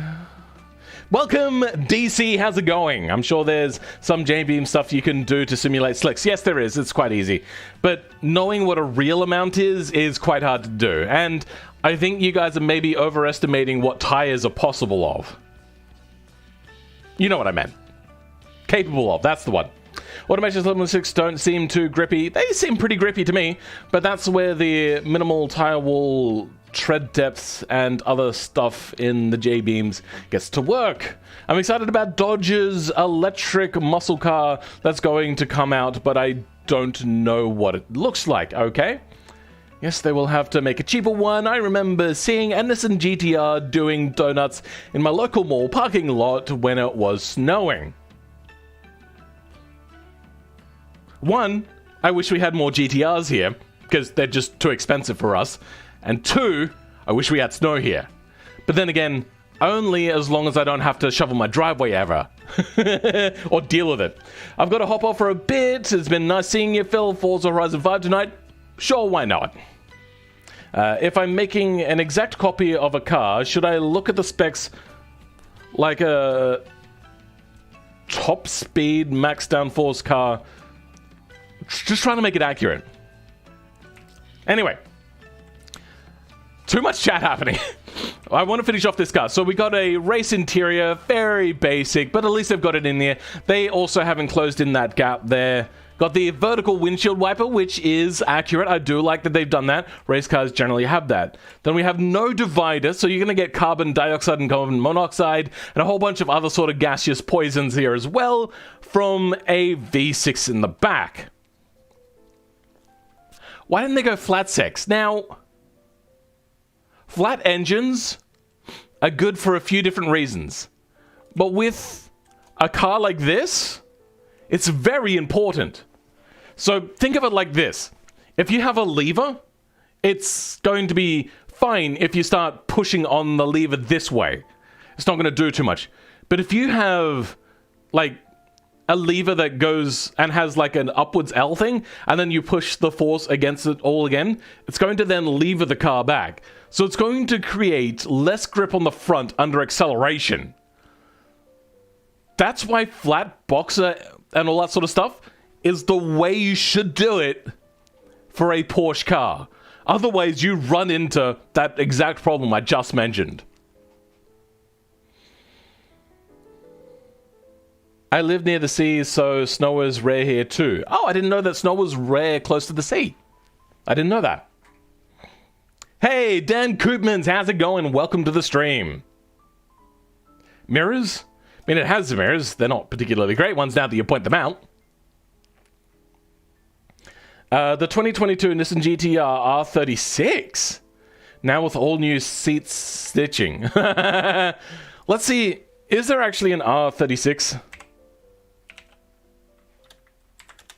I'm assuming I'm going to see a whole bunch of fake cut. That looks like a Holden Commodore on the front. Looks like a muscly Commodore. But I will say that that looks pretty good. That also looks like R34 headlights, just more modernized. I do like the side a little bit better. That rear quarter panel looks better. But I'm also assuming that this is fake. Much like I'm assuming that is fake, because it's also incredibly ugly. Also, this person that's tried to do this hasn't thought about airflow, much like I've been talking about. What is that? That is not a good looking car. Anyway, I don't think there's actually an R36. I think you were just making a joke, now that I've actually looked into it. Me and Canada are about to hate myself with a shovel. I live in Coastal City and it barely rains. Never seen snow in my life. It does look like a Commodore. I remember seeing a Nissan engineer describing the GTR as having a male body as opposed to most supercars having curvy female bodywork. Yeah, it's weird, but I kind of get it. I think I kind of get that as well. But it also, like that rear quarter panel, I've always had a problem with on the GTR. I've always thought it doesn't look good. There's been some cars with race liveries that have compensated for it, and I actually like it when it's got a good livery on it. But you don't generally have a livery on a road car. Anyway, now we're on to this basic bitch Porsche. Now, they've also gone for like a little bit of extra detail here. I do appreciate that. There's been some sort of export glitch, I'm assuming. Not sure what's meant to happen there. Or is that meant to be a light? Let's tab over to this one. Which car are we on? Are we on the right one? Yeah, that is meant to be a light. Unfortunately, it isn't working properly. I'm assuming that's an exporter glitch. Anyway. So they have 2 pistons on the front on a rear engine car, but it is all-wheel drive, so maybe acceptable mirror. The side vent doesn't really scoop, or whatever you want to call it, doesn't really fit the shape of the body, unfortunately, so I don't know, not great there. Then on the rear, we also have 2 piston with some double wishbone, so at least they didn't go push rod and just go, I just want the best of everything. It also doesn't look like it's a carbon fiber body, so that's good. I appreciate that. Is it glued aluminium? I think it might be glued aluminium, which is pretty cool. I do like it. We have a flat 6 twin turbo engine. Nice. The rear end looks a little bit narrow. Might be the word I use there. Would you agree that that looks unfortunately narrow? Just, I remember looking at this going, wow, that rear end looks... Wait, hold on. Because it looked good for a split second, and I thought, wait, why doesn't it... Why doesn't it wide? Why not go wide? And then, yeah, I just noticed a moment ago, or a little bit ago now, that the wing-on-wing action is a bit weird. Gotta be truthful here. But what I get the feeling is they did some testing and didn't know that this rear wing here doesn't add down... diffuser doesn't actually add downforce. So like, why aren't I generating enough downforce? So they doubled the rear amount of downforce by just plopping another wing on without understanding how it works, which is unfortunate. Then on the front they've got fake aero. I'm not seeing a real wing in here. Let's control T this. Okay, no, I'm not on the right car. There we go. Control T this. No, there is aero in here. Okay, so this person is smarter. Did they know something at least? And then on the rear, we've got that plane of aero, but no aero here. So, they are smart. Oh, they know things. So why the 2-piston brakes? Is this car, like, incredibly heavy or something? I don't get it. Unless they've balanced it properly and rely heavily on ABS. Then you might get around that issue. I must not go, unfortunately, but I will rewatch this stream when I can. See ya, Fanny. Richard Hammond Mobile. Sure, okay. Looks very, very narrow. Yeah, the back end does look weird. Why doesn't it wide? Yeah. Why doesn't the taillight stretch to the fenders like they're supposed to? So, what I thought a little bit was maybe that the body wasn't originally wide, and then they'd gone for that, like, added on extra wide body sort of design. But to do that, generally, what you'll see on a lot of these cars, and what looks really cool, is the lights will still be the same shape, so they'll cut into the body, and then they'll have the wide body kind of like lipped around the tail light, which I think is a really cool design. Even though I know exactly why they've done it, they've tried to make it, one, look like it's meant to be a wide body add-on sort of thing, like a street tuner sort of thing, but two, to also save money on rear tail lights, so then they don't have to make a new mold for it. But they haven't done that here, and it just looks wrong, proportionately, unfortunately.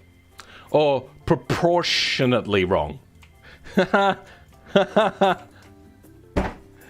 that was funny.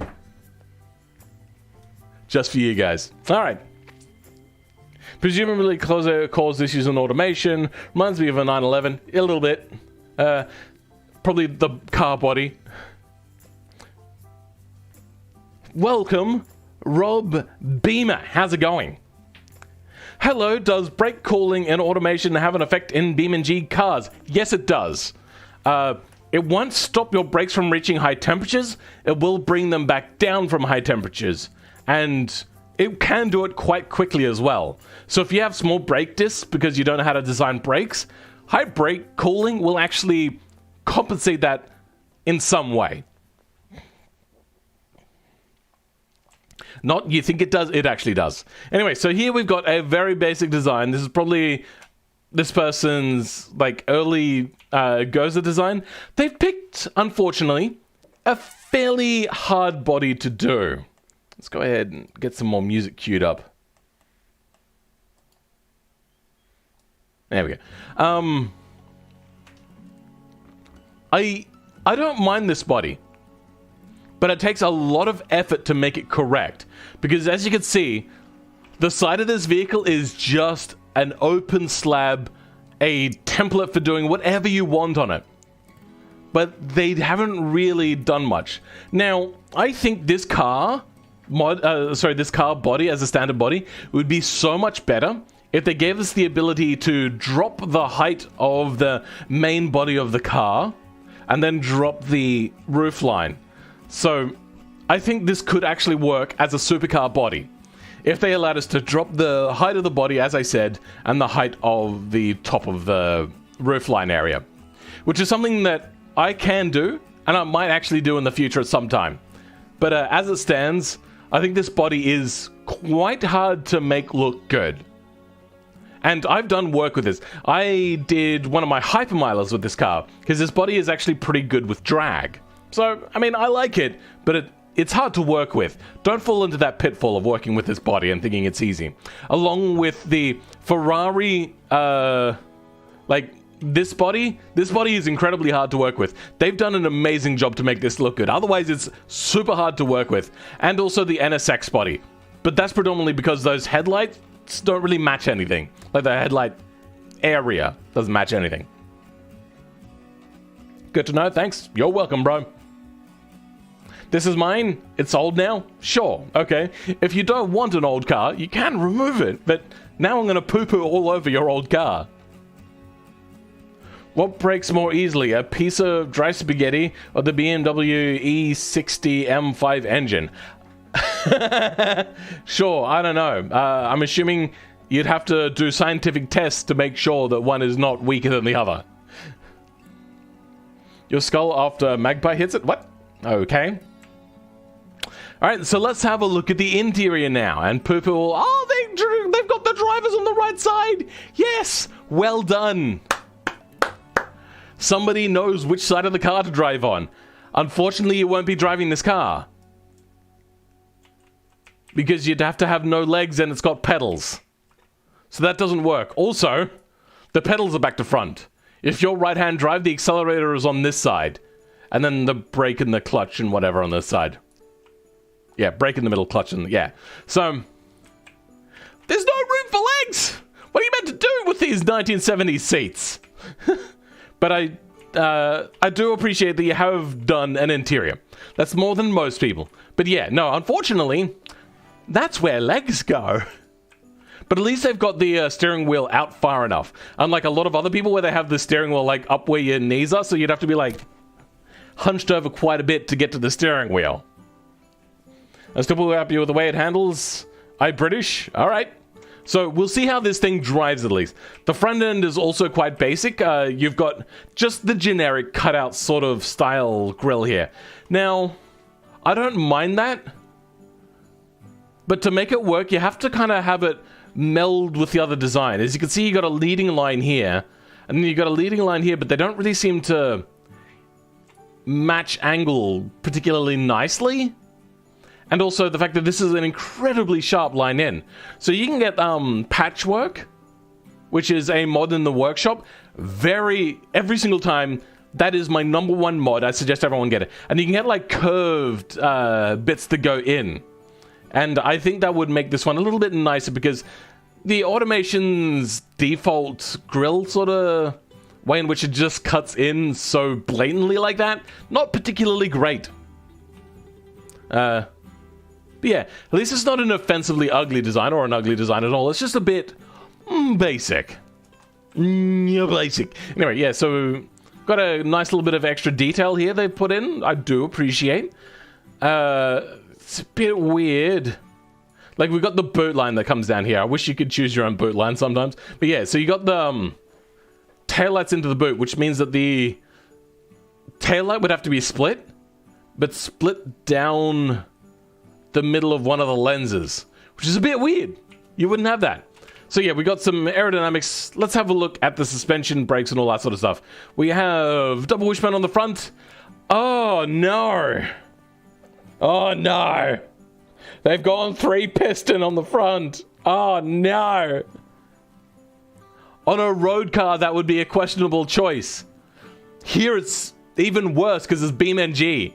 You want a big disc and one piston, if you can accomplish that. Then we have, oh, a nice racing 6 or a 4. Is that a 4? That's a 4-cylinder. Should probably have a look from the top. But then again, it barely fits in the end bay. Yeah. So we got a twin cam, or dual overhead cam, I should say. Inline 4. Let's just make sure. Yeah, there's nothing at the back there. So good engine. I'm assuming it is performance orientated. So this is not a cheap engine. This car would be a little bit more expensive than most. And then in the back here, we have one piston, very small brake disc. The brakes in this are going to be so incredibly unbalanced that this thing has ABS is going to be an absolute nightmare to brake with. Then we have double wishbone on the rear. Sure, okay, we got double wishbone all round. Independent rear wheel drive. I don't think I saw driving on the front. Let's have a quick check. Yeah, no, just rear wheel drive. Also, is that a ladder chassis? What? Why? Why have you got a ladder chassis? That is so rando. Anyway, looks like it's meant to be a manual, so we'll see how this thing drives. Ladder chassis, though, that was a weird choice, especially if you've gone to the expense of, like, big brake discs and, like, a performance engine. Questionable choices were made. Patchwork is definitely... sorry. The Foley fixture now fill its under body molding. Oh, default. Oh, it's a part of the main game now, is it? Nice. Patchwork was so good. Could be better, though. There's a few issues I have with it. Like, there should be a triangle cut out. Aside from that, there's not really a whole lot more, but there are a few little things. To drive it, you got to be like me, Bean. Sit on top of then car and drive with a broom. Oh, Mr. Beam. Okay, yeah, sure.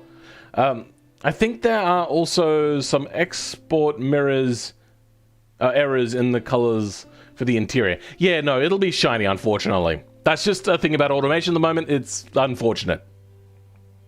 I too wish the boot line could be custom made. I mean, you can do something about it, but the fact that it's already there and it's hard to cover up, that's a problem. Oh my god. I can't type.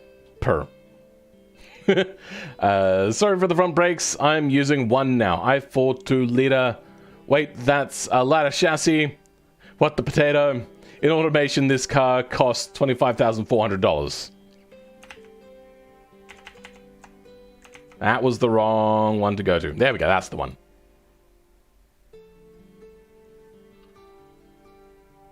Okay, so this is yours. The real Connor. Okay, then. Yes. This is meant to be a competitor to the 2-liter TT non-quattro. It is a manual and is meant to be a driver's car. Isn't the non-quattro version a front-wheel drive?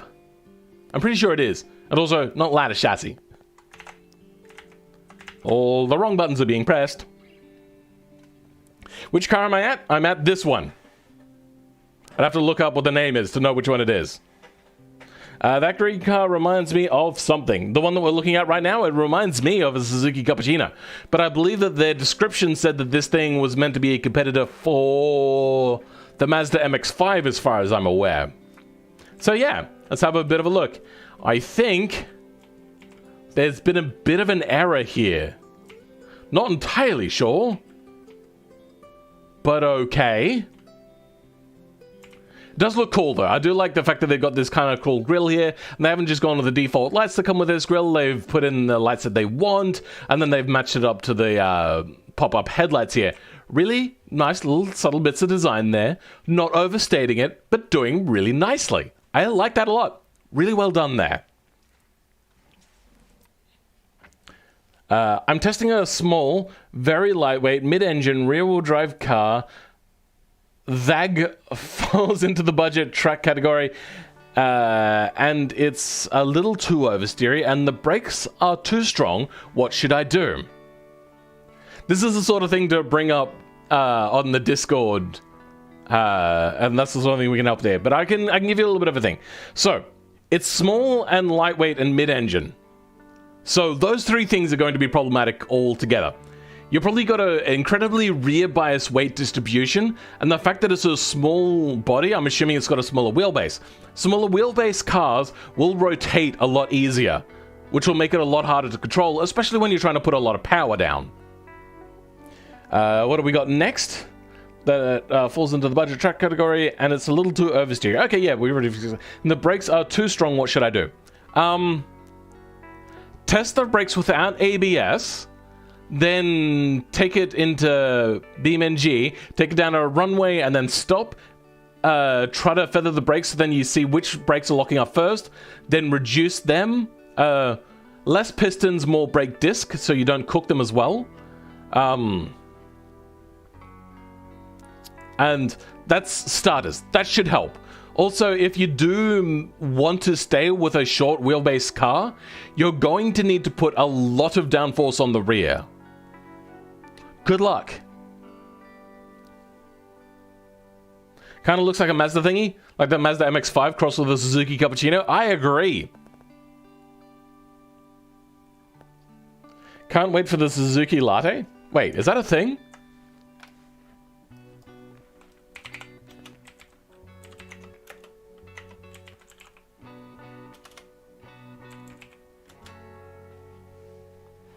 No, it's not. Okay. Cappuccino. I almost bought one of these when I was younger. But then I heard that the parts for it are expensive and hard to come by. Now, I'm going to point out something. You know how I say that the ducting into the out ratio should be bigger on the rear? You'll notice that this has quite a lot of intake on the front. And this is how it is for most normal cars. And then they got ducting out here. That's how it is with most normal cars. But this is not a race car. The air will go into here, into the engine bay, it'll tumble around a lot, and then it'll expel down underneath, which is bad for aerodynamics if you're going for a sports car or you want something with good efficiency. But most people don't care too much, so it's fine to have that. But when you're talking like a race car, like this thing is meant to be, you want that air to not go underneath the car.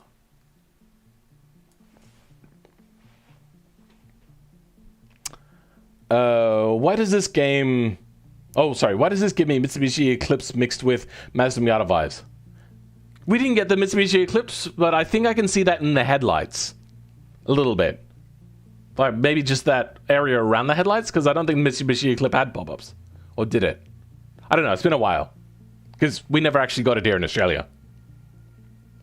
Do you think making working gauges steering is worth it? I don't know. Do you think that you really want to spend that much time on a car that if it's just for me, then it's going to net you a little bit of extra point, but not a whole lot, because I appreciate it.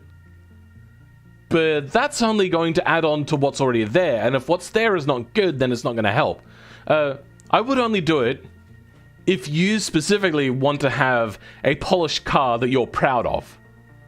Then I would say it's okay. Anyway, let's keep looking at this car now. Also, there is a new Nissan 400Z. Does it look better than that failed mistake that they made? Also, I don't believe it was called the Nissan 400Z, because it's always named after the engine. I do like the rear. The rear looks pretty good. But that front doesn't look good at all. It's just, I don't like it. But no, it's called the Fair Lady, right?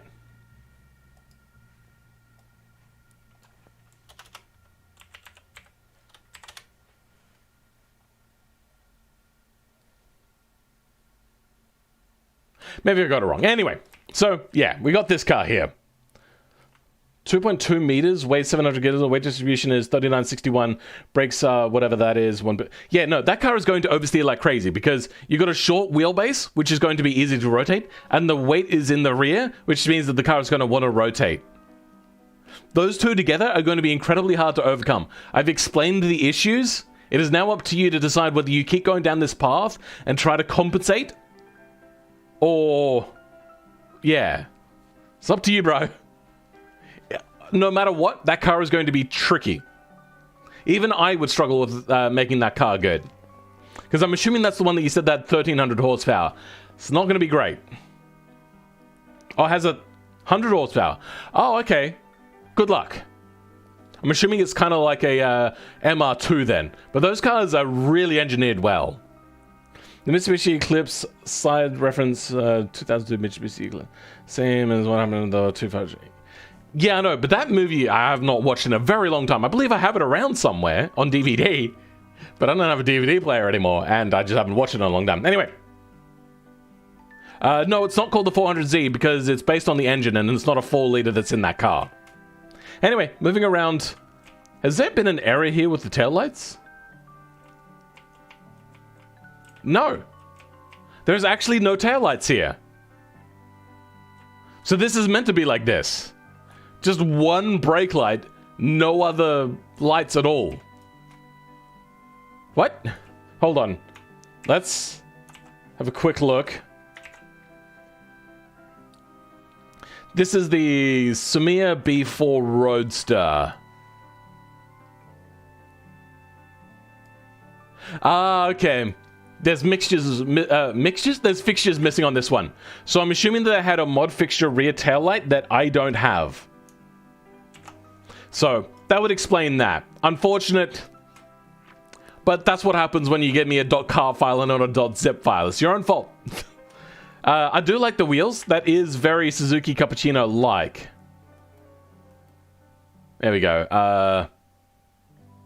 No, maybe I'm confused and thinking of a different car. Anyway. You know what? It actually looks a little bit more like this, whatever the Honda Beat. Yeah, it looks a little bit more like the Honda Beat with the side vent on it. Looks like an export error. Never mind. It says it's going to be called the Nissan Fairlady Z. Yeah, I thought so. Anyway, I do like the little knacker duct as well. Very subtle, but also very poignant. Subtle in the fact that it's small, not in the fact that it's a different color and it's really there. I do like it. Then for the engine, we've got... Ooh, okay. Weird. We got a flat 4, which in real life, I don't think would go in this car. As you could see, it doesn't fit! That's quite a problem. That also looks like a turbo intake. Do we have a turbo engine here? No. You have a naturally aspirated engine. But they've made it look like... Oh, you know what? It's probably the color that makes it look like a turbo intake.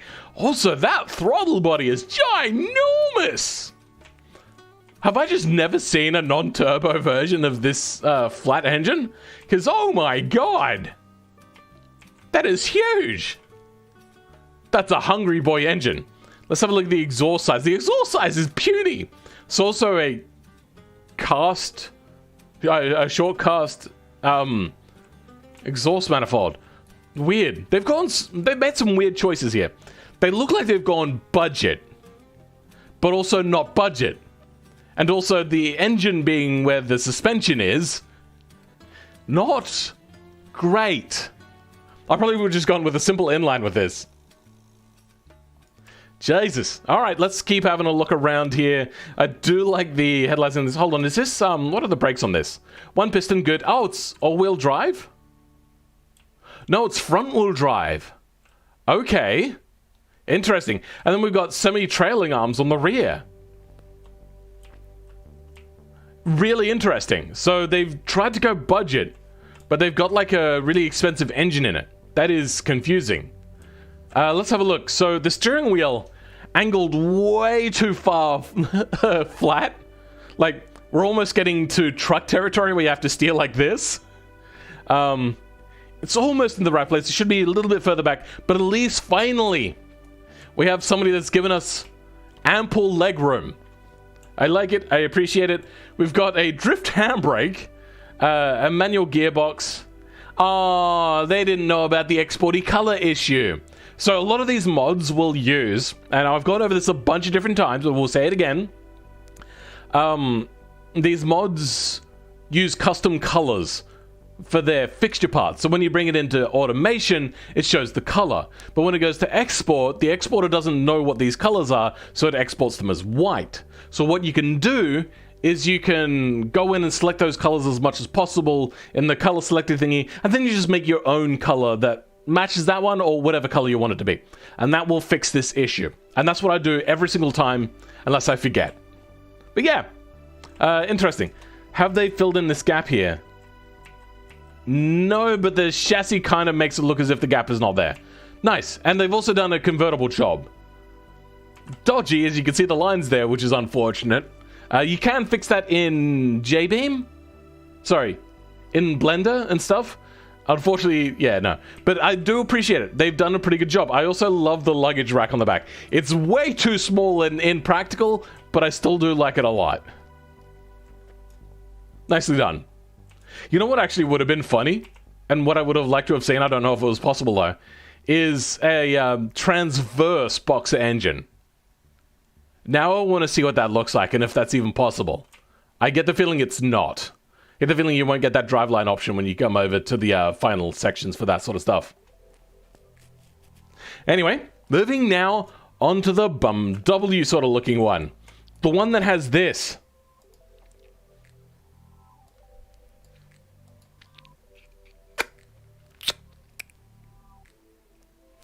I don't have traction on my front lip because I have a mustache now.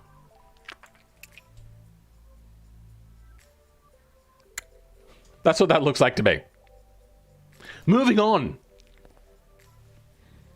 Okay, so some questionable choices have been made here. Lots of air intake, but as BMW does, the air, they have a flat bottom, which means that they need to expel the air elsewhere. Yeah, Jumbo Jacob. Yeah. I also like the fact that they've made this transparent and not just tried to hide it. Though I think it's exported incorrectly, like inverted. Weird. Very weird. Then they've got, oh, big engine in here. What is that? 1, 2, 3, 4. 4-cylinder engine. Sorry. 4 in each bank. So it's a V8. 90-degree quad cam non-turbo. Interesting choices were made here. I like it. They've not gone ballistic. They haven't gone like race intakes with individual throttle bodies. They've just gone a subtle twin manifold, twin plenum, design. Nice. He's doing it again? But man, please don't make that face ever again. This face? This face is so pretty and gorgeous. It's the Big Noise M3. Oh, big nose. Sorry, I'm dyslexic. Yeah, so super big nostrils. Also, that air goes nowhere apart from underneath the car, so that would be bad for aero. Moving on. It's even got a round geometric sort of badge. Then on the rear, it is very basic, but not ugly. As I said, this body is particularly hard to work with. This is in the same sort of vein as this car is. So it's like from that same sort of era when they brought in a very sort of basic thing. They fortunately pulled out the side fender to be a little bit flared. It adds a nice little bit of extra detail. And yeah, it just looks nice. I see here though, as you can see, a little bit of glitching out. I don't know whether that'll come through on compression. What that is unfortunately they've got the fixture and they put it into the middle. And I find sometimes that if you don't demirror that fixture, when it exports, it will export both of them, and it'll cause these little bits of glitches. That can be fixed though, just unmirror it. Which seems stupid, but yeah, you have to do that. I do like, they've got lots of little detail in here. Really nicely well done. Not sure about the taillights entirely, but they do work quite nicely. And then, this kind of like tri sort of design they've done here, looks pretty good. They've done a lot of effort on that rear diffuser area. I like it. Let's have a look at the more technical side now. Wait, I'm gonna have a look at that to see if I did that. What? Anyway, let's have a look. We have twin disc, two piston brakes on the front, and it's not got front drive, so that's pretty cool. They've gone with a proper normal sort of cheaper build road car, and it's got McPherson on the front. Interesting. So we're probably looking at somewhere like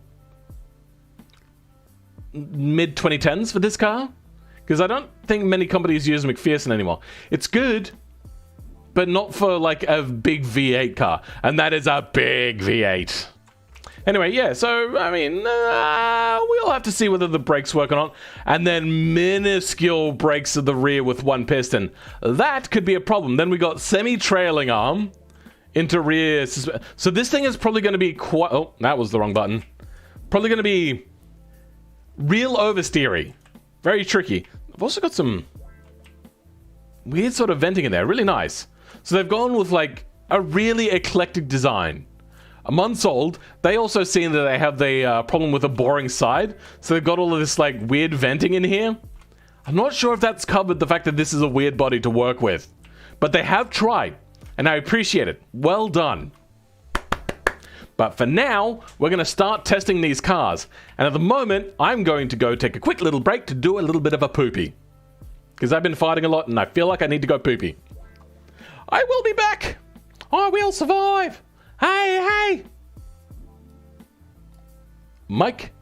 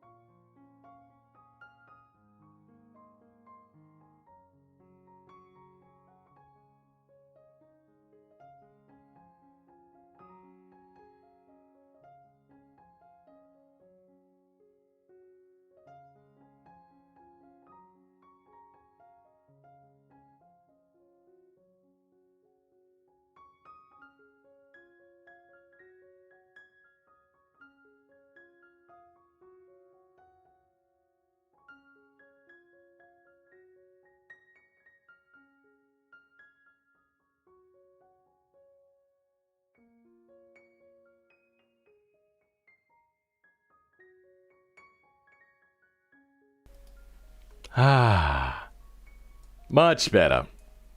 Now I can be chill like I'm meant to be.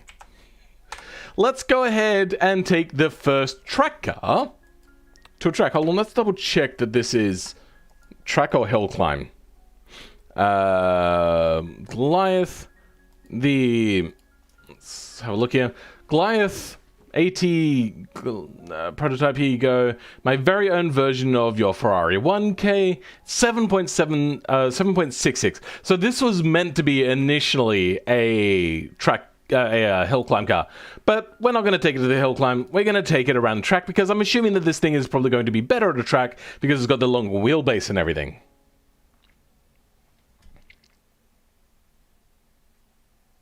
Transverse Boxer 4 is possible. I used it in some medium sedans. Oh, okay. Ford still used McPherson strut in the Mustang in the front. That's weird. Because my Ford Falcon from 2003 has double wishbone on the front. Alright, I mean, I suppose they're trying to keep prices down, and that was kind of the cheapest one for them, so sure.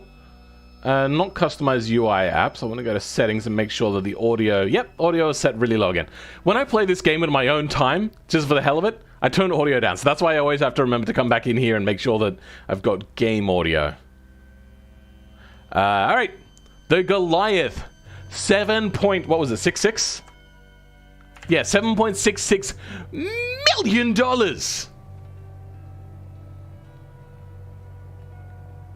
Oh, thank you. Good morning. Welcome, Cascade Freak, to the stream. Beans! Quick, he's gone. Deploy the Froge? Or the Froggy? Huh? Is it the end? No. Albion Berisha. I just had to take a quick potty break. Nope, Phil had to go to the bathroom break.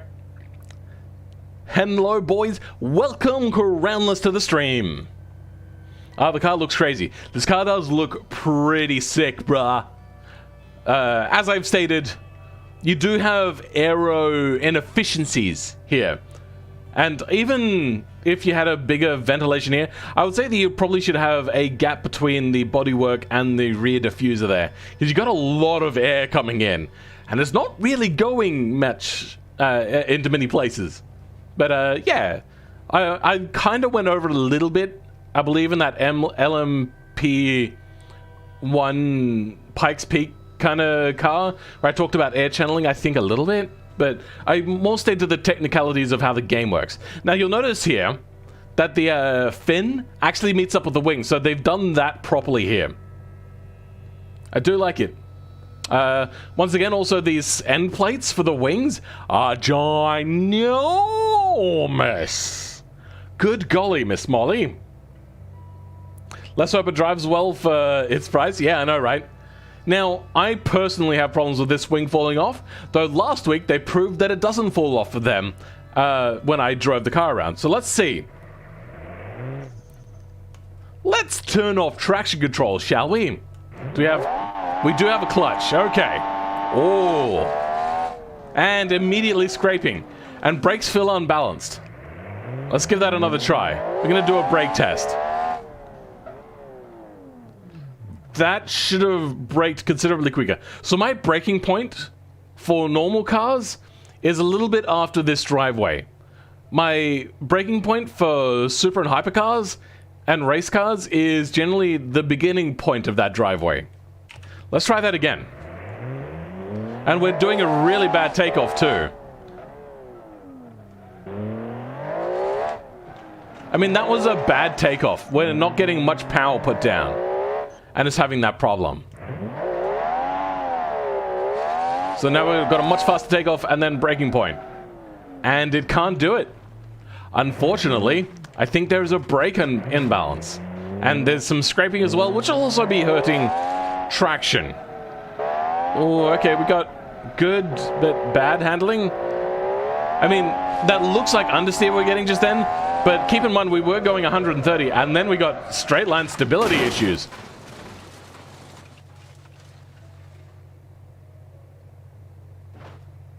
And then they gently come down and then float off again? Where are they going? Okay, that was weird. But yeah. Shatters into pieces. Though, not as easily as I thought. I actually had to hit something, apparently. Good golly. Oh, wait. That wing is in pieces? Sorry, rear diffuser is in pieces. That's weird. I did not expect that. Is this all-wheel drive again? Let's have a look. Ah! Okay. Speed is way too fast. Let's see what we got here. Yes, it is all-wheel drive. Okay. Let's try that again, shall we?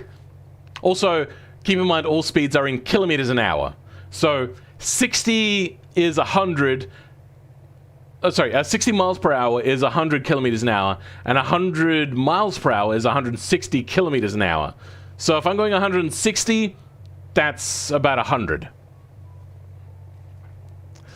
Scraping is about to take place. Also, too low tire profile for racing. Not necessarily. It's not optimal, but a race category could tell you that that's your limitations on tires. Or they just give you a tire and say, that's the one you have to use. Kind of like Formula 1 is doing currently. It looks like a Ferrari P80. That's probably mostly the body, but let's have a look at what the P80 is. I don't think I know what that is.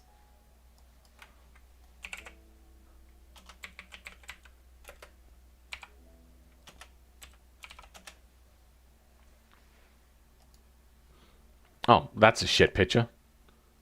A little bit, but you can also see here that they're dealing with error. So they've got error coming in, and then they've got a huge amount of it coming out right into the bonnet. And then I'm assuming there's meant to be a little bit of evacuation of air around there by the looks of it, though I can't really tell from this angle. Yeah, I think I see a little bit of evacuation of air. But yeah, they get a lot of that air out. I don't think this looks like the P80. For one, the aero duct flows the other direction. As you can see, this one flows into the rear. This one flows out through the front. It is based on the Ferrari LaFerrari body, though. The diffuser being in... What? Also, are you guys getting like a really low frame rate? Because I'm looking over at OBS and it looks like a really chunky low frame rate. What happens if I highlight it? Okay, no, it's not. Sorry, that's just because I don't have OBS selected. So when it's not selected, it uses a low frame rate. All right, the diffuser being in separate pieces, I think represents the diffuser having minor damage that slowly gets worse, more contact it receives. Ah, yeah, fair enough. Looks more like a Lamborghini SCV12. Sure, I don't think so. Sometimes it tanks a bit, yeah. You mean tank slaps? Yeah, a little bit. I do like that this thing has a whatchamacallit, sequential gearbox, even though that's not entirely accurate. Okay, you know, we do get a little bit too much understeer sometimes at like mid-ish kind of speed corners. Lots of like skiddiness at high speeds. Braking and turning is abysmal in this car. It does not want to brake and turn at the same time. That is unfortunate. This thing probably would do much better though with me using my steering wheel rig, which I don't want to use because it takes too much effort to set up. Ah! Okay. Let's take this thing down the slingshot. That's where we're going to find most of the issues. Or at least reveal most of the issues. So much scraping. I think that's what's chucking the body up. Ah! Oversteer. But still, even whilst drifting, we're going 280 kilometers an hour, which is a pretty good number. I think if I was to use a steering wheel with this, we could probably break 310 in the corner there, which is pretty good. Okay. What was that? What have we lost? Oh, side skirting? No. No? What did we just lose? Hold on. What was that? What the fuck is that? What is that?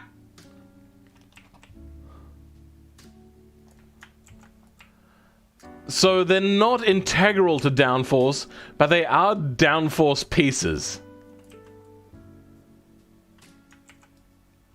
I just can't tell where it is. I don't know where that came from. That's a baffling mystery to me. Welcome, Ryan Ives. How's it going, bruh? Good gay didn't mean good okay then. So lazy full steering wheel is so much more awesome to drive, nothing compares. Okay, so here's the problem. I'm using a standing desk. For me to use that rig, I would have to drop the desk down, move the heater out of the way, I'd have to drag the thing up, I'd have to hook it up, make sure that that works, then I wouldn't have a webcam, I'd have to move the keyboard back, the monitor forwards, make sure that I'm comfortable in the seat, and then drive. So we're talking about 15 minutes worth of faff, and you'd end up with no webcam, and it would be for this one car because the rest probably aren't really conducive to a steering wheel drive anyway. Because I find that only like pinnacle cars benefit from steering wheel. Other than that, every other car does much better with the controller, I find. Parts of the diffuser? I think so. It's a little bit hard to tell though. I can see that it's a bit uneven here now, compared to that side. So I like spot the difference between the two pictures sort of thing, except it's like halves of a vehicle. I would like to see you do a Ferrari FF competitor. Slingshot. What? For a video? Ferrari FF. There's so many Ferraris now that I just lose track of them all. Ah, this is the shooting brake. Now, I know that they did another shooting brake, and I thought that one looked much better than this one. Though it still doesn't change the fact that I like shooting brakes. Have I not done a shooting brake powerful car? Who's pinged me? Okay, we won't look at that one. That's my, yeah. Anyway. Inshore keyboard racing is best. Hell no! Controller just is so good. We had to convince Rye of that yesterday. We were just messing around in Forza Horizon 5 for the hell of it, doing some stuff. And Rye was like, oh, it's killing my arms, doing like drifting and stuff. And then we kept on saying, just use a controller. He's like, I don't have a controller. I don't have a controller. So we eventually convinced the Rye to use a keyboard and mouse. And he was like, oh, wow, this is so much better. So steering wheel is good for certain situations.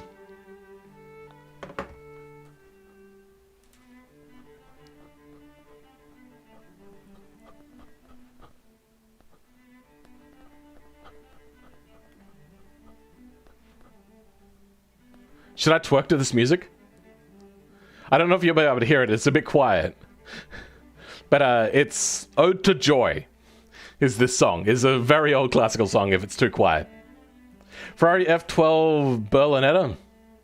I race a lot with keyboard. Don't you have keyboard with stepless keystroke? What? I'm confuzzled. You having a stroke? No, I was listening to the music. I can turn the music up for you. I mean, start the song again.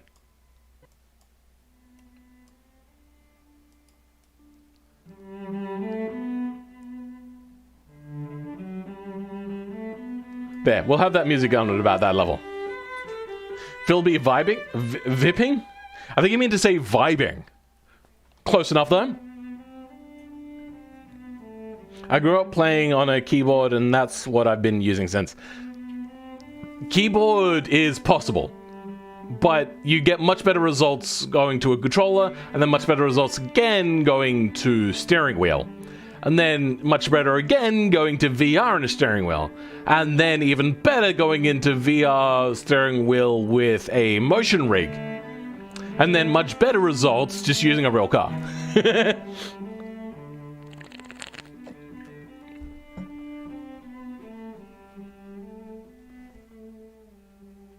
Please don't twerk.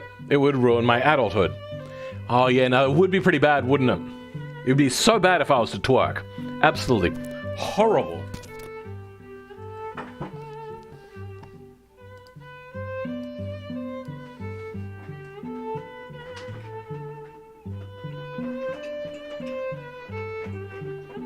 Oh, my back!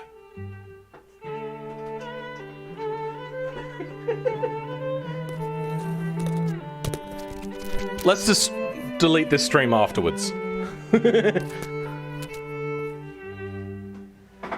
I prefer a yoke to a throttle lever. Okay.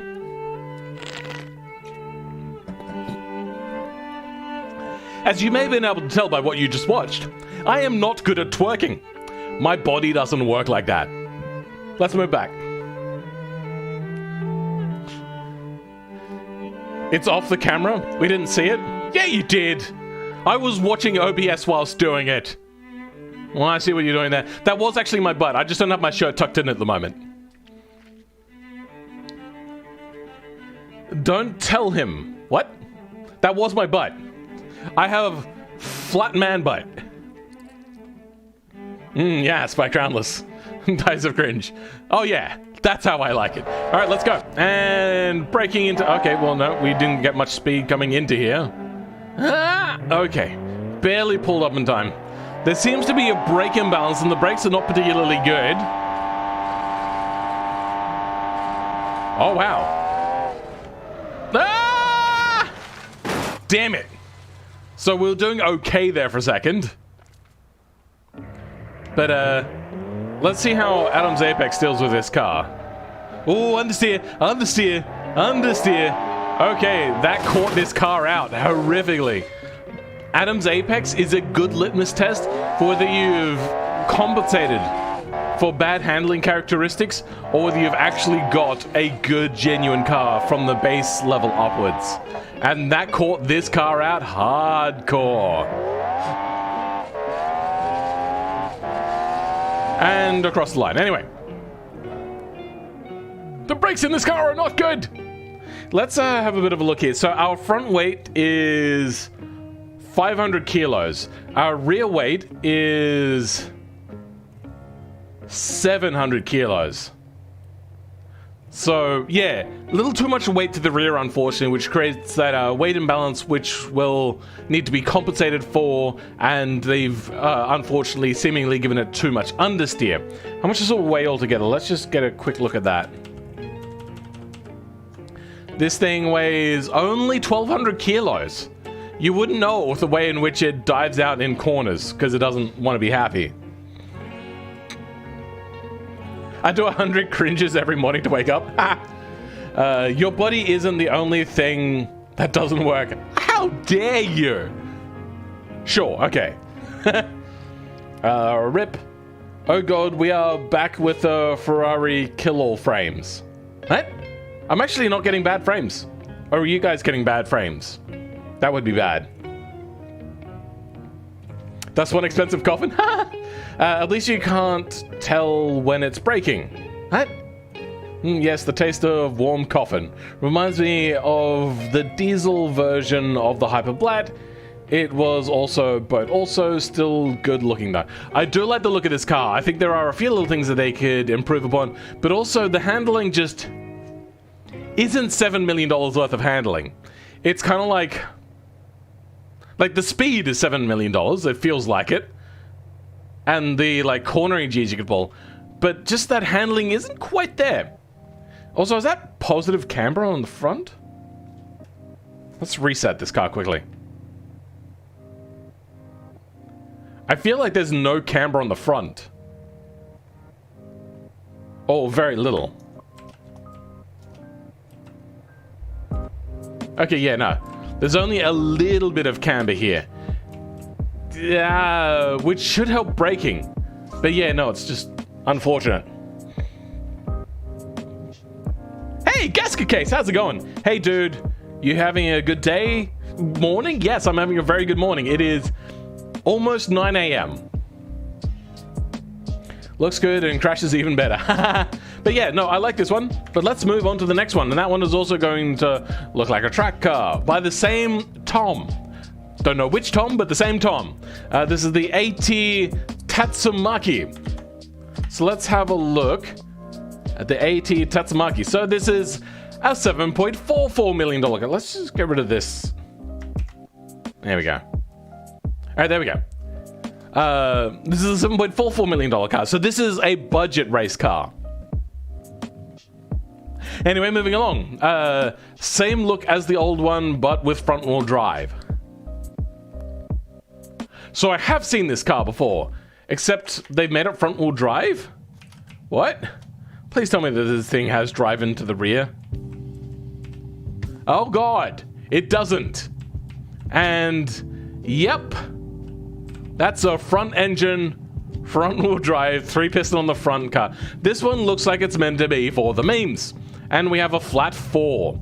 Natural aspirate? No, it does have turbos down here. Yeah. Questionable choices have been made. I know about this. 5 a.m. for you. Jesus, Crownless. You are up crazy time. Having to drive our cars, it turns into a good morning. Sometimes, yes. Give me a moment.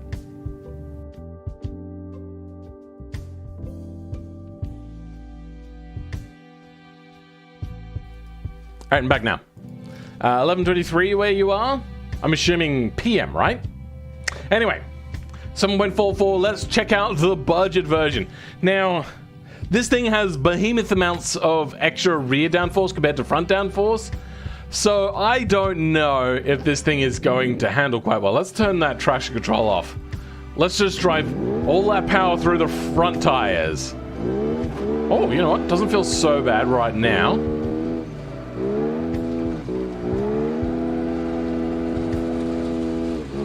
Nice. It's scraping like hell, but nice. Oh, wow, the brakes feel really good. And then understeer. I'm pressing the wrong button for handbrake. There we go. Okay, let's pull. Let's go. Into the Cotswolds. There we go. Good. Yep. All right, coming out now down to the back straight. This thing is building so much speed and so much scrapes. It's got all the scrapes. But we're not getting a huge top speed. But we are glued to the ground. Okay, so I thought this thing was going to be a joke. But it actually handles really nicely, though there seems to be a bit of a steering problem. Sometimes, if the ground becomes a bit unbalanced, you get chucked off to the side just like that.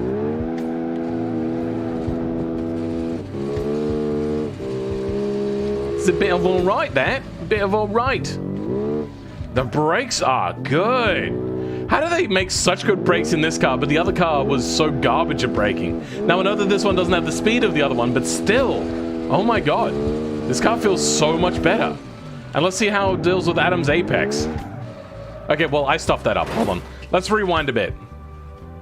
And we'll try to take that properly this time. I turned in much better than what I thought, so that stuffed me up a little bit. And then just all of the wheel spin. Oh my god, this car is... It feels so nice. I know it's front-wheel drive, but they've done a good job to make this car handle. And then good exit. So the mid-corner was okay. We're getting a little bit of the problem with the front-wheel driveness there. But still, it was really nice. And it didn't feel like it wanted to push heavily out wide. This is one of the best feeling cars I've driven in a long time. And I thought it was a meme. And it scrapes like hell. This car is so good. Even if it does have an air duct into the back when there's no rear engine in it. Like a giant rear duct as well. This car gets like... It's ugly as sin. So like an 8? Maybe a 9? This handles so well. Okay, why the music's really loud now.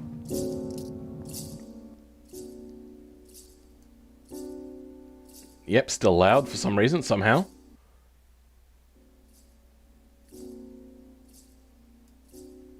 Okay, there we go. Alright. My god! Fun man with a concerned big boy burps again. No, I had to sniff. I'll be honest, I just woke up to watch stream archive to see you're still streaming. I started only 3 hours ago? 2.5 hours ago, almost. So... yeah, my stream was incredibly late today. Don't know what message was deleted there. I see wobbly wing, hyperactive aero in the rear. I'm getting 10 frames. Is everyone else getting 10 frames a second as well?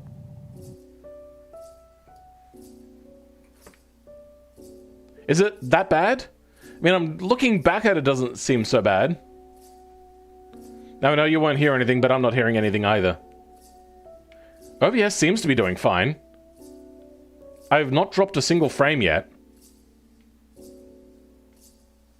God, trying to race through OBS is so hard because there's like that slight bit of delay. Doesn't look bad. I don't see what the issue is. Goodbye, wing. I thought it was cars with too many fixtures causing lag. Yeah, I don't know, bro. I can't help you. But yeah, so this car is great. Tom, whichever one you are, hold on. Tom 01203, which doesn't look like they're still here. This car is the best car you've ever made. This car is really good. Fix out scraping, make it look good. This thing is phenomenal. This is so good. I can't tell you. For bitumen, this is probably the best car for handling wise that I've ever had. And it's front wheel drive on a rear bias heavy looking vehicle almost. Except for the rear is actually incredibly light. The rear is only 300 kilos. And the front is almost 600 kilos. That's really good. Oh my god. Alright, let's have a look at the next car. That is so good. Yes, it's the cars when you go fast. Okay. Anyway, now gonna go with the Kigulen Taper S. Okay, so this one is by a different Tom. Thank you, this Tom as well, for submitting cars. This is a 2020 car and it's $50,800. So you're talking like mid performance-y sort of sports luxury car. Not like super expensive, but still pretty darn expensive.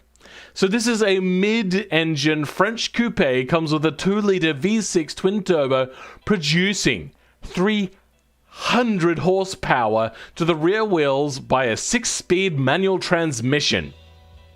So this is meant to be, I'm assuming, a driver's car above all else. Let's go with the quick control T here to see what we got. So we got a very small rear wing here. No aero hidden in the car at all by the looks of it. No. So there's nothing hidden in amongst there. What about the front? We have no aero hidden in here at all. So there is no aero on the front. A little bit of aero on the rear with a tall transverse rear bias weight vehicle with 300 horsepower. What have we got? Double wishbone, 3 piston brakes. Oh, it's so cringe to look at. Then in the front we got 2 piston, double wishbone, no front drive. Let's have a look at the tires, shall we? The rear tires are really thick and the front tires are really narrow. So braking is not going to be great. I mean, they could compensate with that with like just good brakes, but I doubt it. The rear brakes have to be as weak as the front brakes. Otherwise, the front brakes are going to lock up and the ABS is going to tell their rear brakes to disengage. Along with the fronts, that is. I am concerned. It looks cool and funky. A very simplistic sort of design, but also complex at the same time. I do like this car, but I get the feeling it's going to have problems with oversteer or braking issues or understeer issues at high speeds. Because at high speeds, you're going to have even less traction on the front. Yes, it's the cars when you go fast. Okay.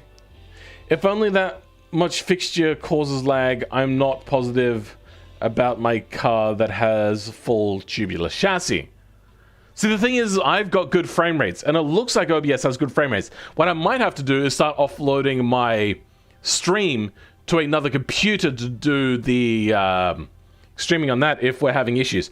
Is this my first stream with the AMD? It could be something to do with that. I hope not, though. I've always had issues with braking being sky high. Is this your car? Car setup gives me Alpine A110 vibes. It does a little bit, but that's because of the weird proportions. But I think they've done a better job here than what Alpine has done with making their car. Because I don't think their car looks good. I think it looks like a little, just a tad bit on the ugly side of the scale. But that's my opinion. Some people like it, some people don't. But let's give this one a red hot go. So far, it actually feels fairly nice. A little bit sprightly, not hugely fast, and understeer. Though that is also partly with the fact that I was taking a tighter line, but I probably should have tried to do a late apex on it. Good corner there. No, understeer again. Then heading into Ban Hammerhead. Brakes are not great. That's unfortunate. Okay. It's alright. Our brakes are getting fairly toasty on the front, but it looks like they have brake cooling. I don't mind about hitting that curb. I'm not going to lose any wings or anything. Yeah, it looks like we have passable brake cooling, so the brakes probably won't cook. And this vehicle being so light... 3, 6... It's about a ton, this vehicle. It's a little bit skittish at high speeds. 240. You know what? That's actually a good cornering speed. Though I would have expected to go faster for 300 horsepower.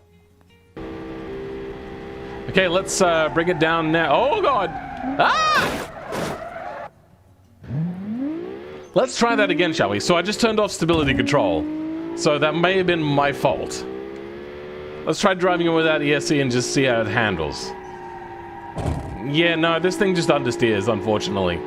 But I suppose they had to do that to compensate for the fact that this thing would have snap oversteer because of the incredibly rear bias weight distribution. Understeer again. Oh, no. Ah! All right, around we go. $50,000, this car is not. That's very unfortunate. I think if they had gone with a lightweight engine, they could have gone less power. It would have been fine. I think this car would have been much better. Because then they would have had a lighter engine, which would have helped with this massive weight imbalance. So they also had gone mid-longitudinal, not mid-transverse with that smaller engine. It would have fit in still quite nicely. It would have been better. Oh, okay. Yeah, no. The ESC was helping this car a lot. Let's rewind this and try this with ESC, because this car gets much better with ESC, which is one of the few cars I have ever driven where ESC makes the car better. Okay, let's try that again. Let's turn that to sport, though. There we go. Sport mode on the traction control, or ESC.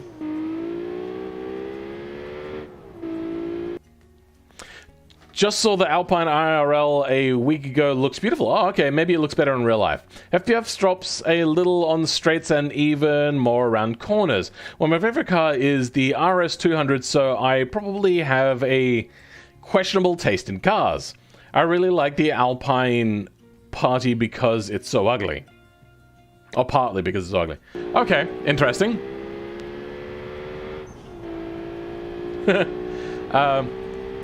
I get the feeling that it might be my new computer setup that's not working with OBS properly. Oh yeah, this car is already better to control. Wow. ESC is amazing. All right, let's try bringing it into now Bavarian Bend. Brakes are struggling, but because the car's light and I feathered it just right, got lucky. And with this amazing ESC. Oh my god. Has anybody here actually driven with ESC, without a keyboard that is, and thought that ESC made the car better? Because I never have. Oh, there we go. It's hurting a little bit. It doesn't want to accelerate through Kilrob Chicane. Let's bring it around. I can't remember what this corner is called. But bring it around to Adams Apex and see how this car truly handles. See if you've actually made a good car or a car that compensates. You can see that this isn't a supercar because it's going like 20 to 30 kilometers an hour slower around Adams Apex, but still, it felt quite stable and controllable. This is so nice with ESC on. So yeah, if anybody delves into the backlogs and finds this car in the car files for testing section, you'll find that this car handles really nicely with ESC. It's so good. This music is incredibly quiet. Let me turn that up a bit. Yeah, let's have a bit of a talk about this really nice car. I really like the Alpine partly because it's so ugly. Okay then. Well, it just looks different. Nice touch. Honestly, I never liked it until I learned what the internals were. What, a Ferrari? I thought it was a front engine car. No, I always knew that the Alpine was rear. And then I got a proper look at it. Probably a month or so before the Grand Tour episode came out. Yeah. And then the Grand Tour, actually gave it a proper review. Yeah, I like this car. The design is very basic. There are some things that just don't quite work right, like the side area doesn't work quite right. But then again, this is also in that family of car bodies that just are hard to work with. I think they've done a pretty good job. They've got an interior, though the steering wheel is in the wrong place. I like a lot of this, but there's also some questionable choices made. The ESC. Bellissimo. I know, it's hard to tell because it looks good, but also sometimes not, depending which angle you look at it. If you look at it from the front, it looks so much better. Just ignore that, because that looks a little bit basic. A little too flat, a little too dimensional, compared to this front area, which is like all angles and shapes and all that sort of stuff. And then on the side here, it's not very contiguous. It's just got just a little vent there, and that there. This is too low energy compared to this really cool front end. But yeah, I really like this. It's like a really cool MR2. I'm happy. I'm happy with this car. It handles really nicely. But there's some questionable things.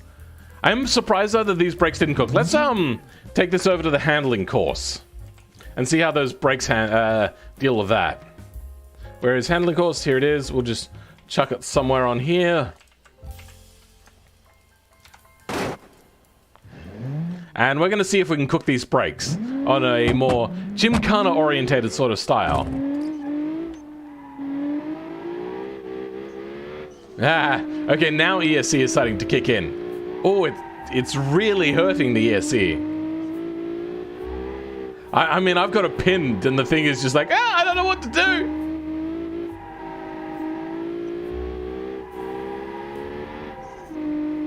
And we do have that understeer sometimes, but it still feels really nice. Oh, but yeah, see, now we're seeing the pitfalls of ESC. Look at that interference. Like, I am not feathering the accelerator. That's doing it itself. And that's trying to compensate for the fact that this car naturally wouldn't handle that nicely. Because of the weight imbalance, the fact that the engine is really tall in the back there, all that sort of stuff is all working against it. But they've done a really good job of compensating for the snap oversteer. Oh, that ESC is horrible. It's not letting me even cook the brakes because the brakes just don't get to the point of being cooked. Let's see if I can control this. I'm going to turn ESC completely off again. I like cars that go kaboom randomly. I really like the old A110 though. Sounds like a 100 horsepower, 12k RPM automation export engine though. It doesn't rev that high. Alright, let's try it without ESC and see if we can control this. It really helps with lockup somehow as well. It's so weird. Because this thing locks up and goes into diving understeer.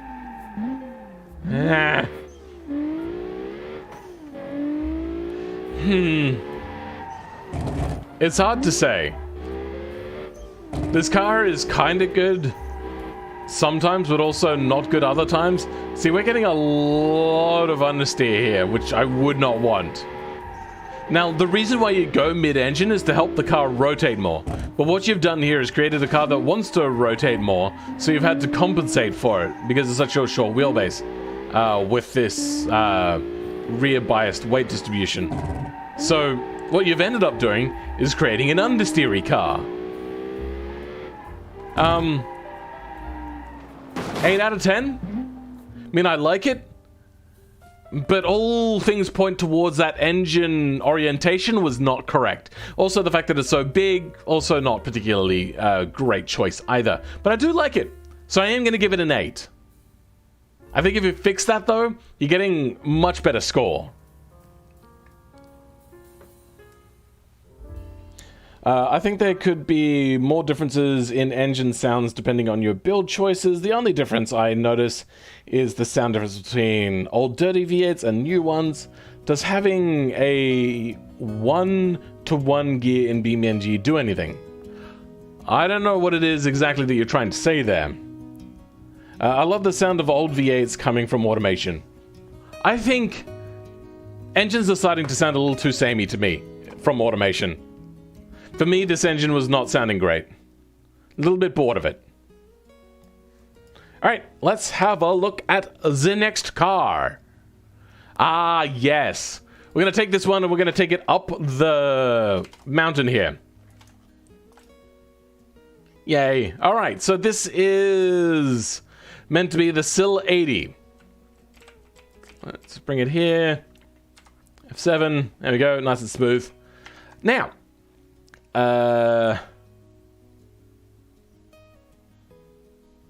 here we go. This is the Kizaki Sato 3 Apex Mako by Betty's Beans. Thank you for the car, Betty's Beans.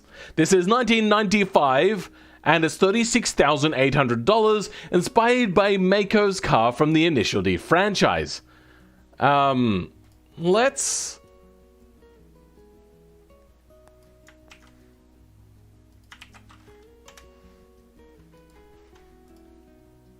Initial D. Yeah. So it's that one. Do we have proper pictures of it? We've got fan pictures of it. This one's fairly iconic. Oh, okay, so that grill does come up a fair bit. You know what, I can kind of forgive that now. Yeah, right. Sure. I do like it. They've done a very good job. Hold on. That rear wing.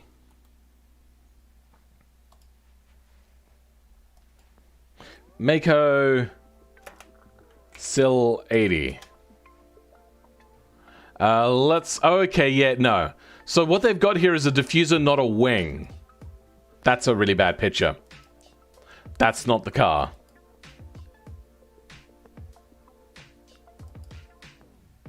There's no good pictures. Oh no, it is a wing. Okay. Can I get a good picture? Honestly? There's no good pictures? That's a fan picture.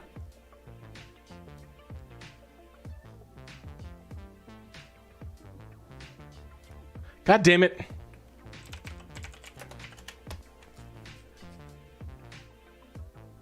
Let's go SIL 80, Initial D. Oops. We've got some more pictures of it. It's really hard to tell what's actually meant to be there. Let's have a look at this. That looked like a lip, not a spoiler. It's behind an Altezza. Yeah. So that is not a wing, that is a spoiler. I feel that they could have fitted a better one onto this car though. Because that doesn't look right. And it also comes out way too far. Still, most of it looks fairly good. And I think most of that is actually the car. Now, give me a second, I want to check out what this message is. Okay, yeah, no. They didn't realize I was streaming. Alright, cool. Does having a love this and blah blah blah. Engine sounds do get really compressed when exporting to BeamNG, and just sound an automation diagram. I don't know about that. So yeah, let's give out Mako's car a bit of understeer. Oh, drifty boy. We're on ice though. So we've in one corner had understeer and oversteer. I think I need to control this gearbox manually because it doesn't want to choose its own. Oh, It is a drifty boy. Oh, should I say a drifty girl? Because it's Mako's car. Just don't get a Mako paint job. I don't actually know Mako. Mako doesn't exist here in Australia. So that like Mako paint job that you keep hearing about. Oh, drifts nice and controllably. I just think we're on snow at the moment, so it's a bit tricky. Alrighty. Keep this thing in first gear because it's so long. Ah! Alright, that's let's refresh that. That's snowy mountains for you. Also, I don't think they went down like a strictly downhill sort of road. They had like a lot of switchbacks and stuff like that. They didn't do a lot of drifting either, I don't think. I don't know. It's been a long time since I've seen stage 1.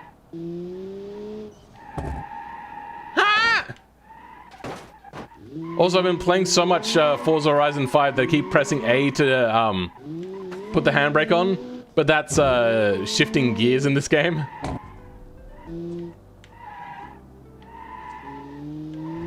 This car does feel nice. It's not great. It does actually feel like a real 180, in my opinion at least, compared to how I had mine. It just feels like an okay car. Feels like that nice amount of scary when going at high speeds, and braking is not fantastic going into corners. So yeah, I appreciate the effort they've put into here.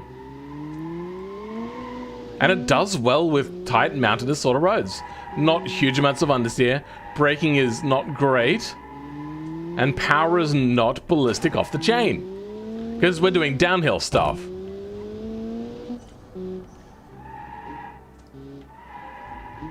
Yeah, turn. There we go. Around we go. Ha! Getting super sketch here. Okay, so this thing doesn't like to go on a straight line at high speeds. Ah! Well, now we've died. We wrapped ourselves around a pole and a tree. I just got a message. Let me check that out. No, I didn't. It was just a notification. Hey, do you want to buy our things? No, I don't! If I wanted to, I would have done nothing.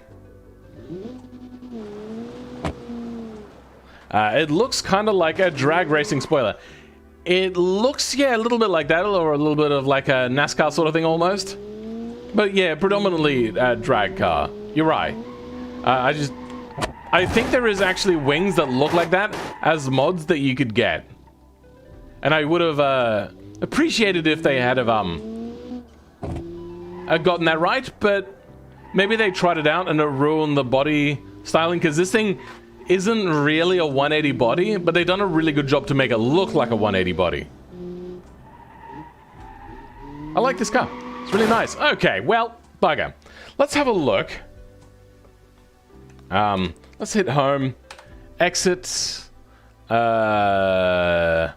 how much power this thing creates. Customize UI apps. No, that's the wrong button. TRU torque.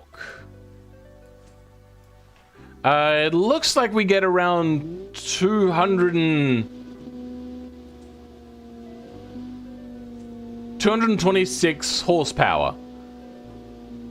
Which sounds about right, I think, for the stock engine. I don't know if Mako's car is tuned at all, though. We shall see. Let's go ahead to the UI thing there. Get rid of that. All right. I like this car. I like that they've tried to make it fairly accurate. I don't like that the front is widened out so much. I don't think the normal car in the anime was widened out, or the manga, whatever you want to call it. I don't think it was widened out in the front quite so much. But yeah, I like it. It's fairly close. They've done a fairly good job.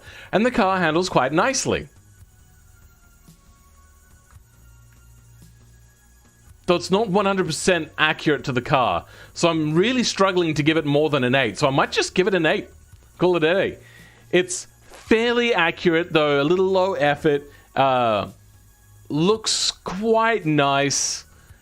Drives nicely. It's a good car. Is it phenomenal? No. But it's really good. Really well done there too. Who are they again? This is by Betty's Beans. Nice car. I appreciate the car. Well done. Looks like the silhouette. It's exactly what it is. Have you not been listening? Am I muted? Hello, is this thing on? I have to go for a bit, but I'll be back. Okay, cool. Yeah, so I like this car, but let's move on to the next one. We've been able to stay on automation test track for quite some time. All right. Yeah, let's just get this one out of the way. The jankness that is the broken car. I have no idea what happened. We don't even have an engine. The engine is just not being drawn. I'm so confused as to what I'm looking at here. No, that's the wrong one. That's the right one. Okay, let's have a look. This is the Mako PPHCV2. There we go. It's this one. So this is given to me as a zip. So this means that this is their fault. An early 2000s hill climb hatchback. This is an all drive turbo version. Didn't look like a hatchback to me. Even in here, that does not look like a hatchback. I think they sent the wrong car. Let's go test it out. Yeah, this is the hill climb. So this is the hill climb area. F7. Oh, look, it came back to its wheels. Nice. The weight distribution also seems, once again, really rear biased, but let's reset. Get this thing. I'll try again. This thing has a lot of power. It's having troubles keeping the wheels together. Well, that broke the car.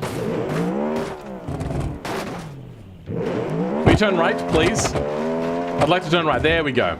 Just more power, apparently, was the fix for that issue. Yeah, this thing has a lot of power. This is very much a hill climb car, except for the fact that it could probably do with some more aero. So, one of the things you have to deal with hill climb is going over rises a lot, and that requires you to have a lot of downforce, or a car that's not that fast. The brakes are not good, and that is a huge problem when coming over rises with brakes that aren't particularly great because we don't have the downforce to keep us on the ground. There we go. Good, good, good, good. That's fine. Let's keep climbing. Let's keep climbing. Let's keep climbing, and we'll make it up here. That's fine. We'll keep climbing. There we go. Good. Much better. And then we come up to... That's fine. We'll keep climbing. And... That's fine. We'll just keep climbing up here. It's all good. And left, and switch back to the... Right there. It's a little bit of a problematic car, this. And then slow it down for the turnaround. Okay, well, that's fine. We'll just keep climbing. This car is garbage. I hate it. It's so bad. I went away for 2 seconds, and we're driving a boat. Driving something. It's a Bluetooth engine? Yeah, sounds about right. Do you use Chef Mic a lot? What? I'm so confused as to what it is you just said. Does such carnage happen often when you export a completely custom-made car to Beam? Nope. This is the first time I've seen it do anything like this. They also gave it to me as a J-Beam, so I don't know what they've done. I don't need more aero. It's missing something, and I can't put my nose on what it is. Nice.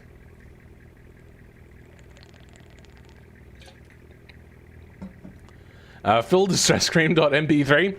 .wav, thank you very much. The sail itself. What? I'm so confused. What? That doesn't make sense. But as you can see, the car is meant to be proper. It's just not. I feel like they've tried to modify some things and they've done it wrong. Hold on, do those tires even touch the tires don't even touch the ground. So they've tried to do some like janky modifications here, and it hasn't quite worked. As you can see that like they've not done the tires correctly because the tires are bigger than what the... Yeah, all right. They've tried some things and it hasn't worked out for them, unfortunately. My God. Yeah, it's missing something. First, there's no car body or engine. Now it oversteers to high hell. Or understeers before it oversteers. It's crazy. Car made by EA. That comment gets a 10 out of 10. That's a perfect joke. Mermaid Man and Barnacle Boy's Invisible Boat Mobile. Why are you calling it a boat? It doesn't handle like a boat. It handles like a piece of shit. Let's go home. We've tried it out. It sounds like a boat. It sounds like a diesel engine.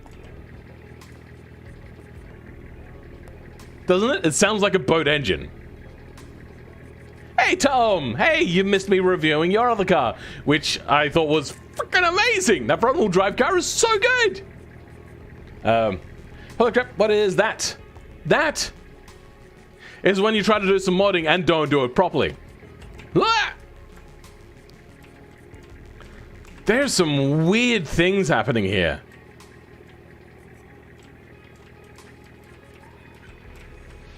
It's like they've offset the tire mesh, not scaled it properly, not moved the wheel. Yeah, there's actually an air gap here between the wheel and tire. Okay, so here's a little bit of information if it helps you or doesn't help you.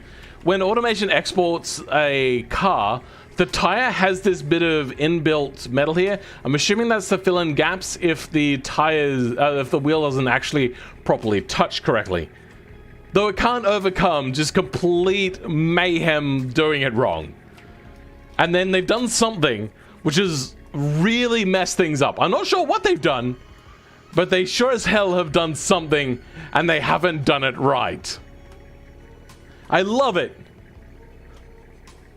And like the tires and wheels look pretty cool. But yeah, you've done something a little bit wrong.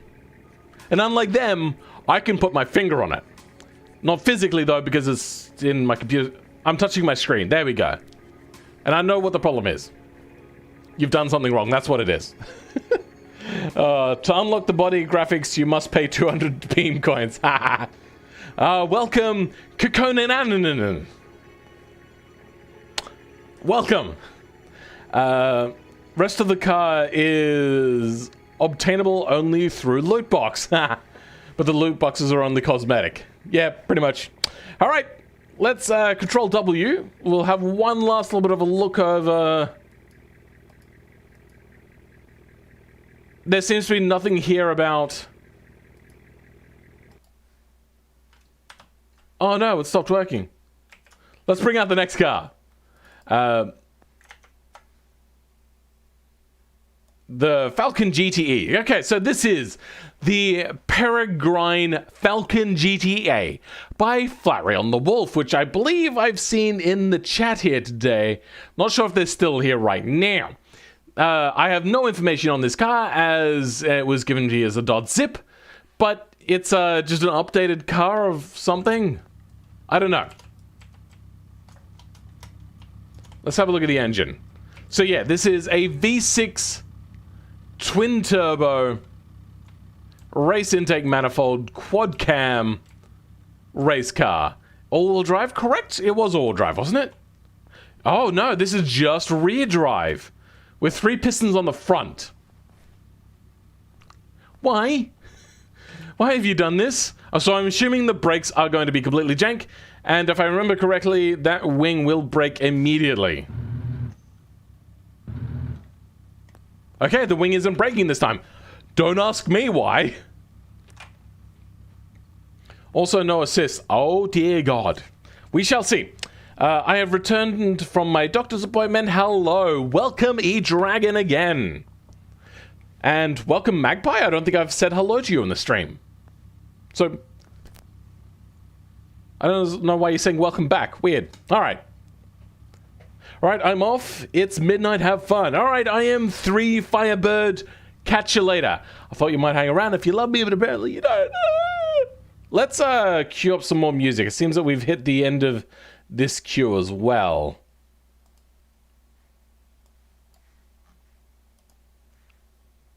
There we go. More music. Okay. Did you bring an apple to your doctor's appointment? Okay then, cool. Let's go ahead and try this out in the handling track first, because I get the feeling that this thing at high speed is going to be problematic. Oh, that turbo lag is real. Dear God. All right, let's Give it a little bit of an ease on more to the power. This thing has like no low end speed. That didn't happen. Ignore that.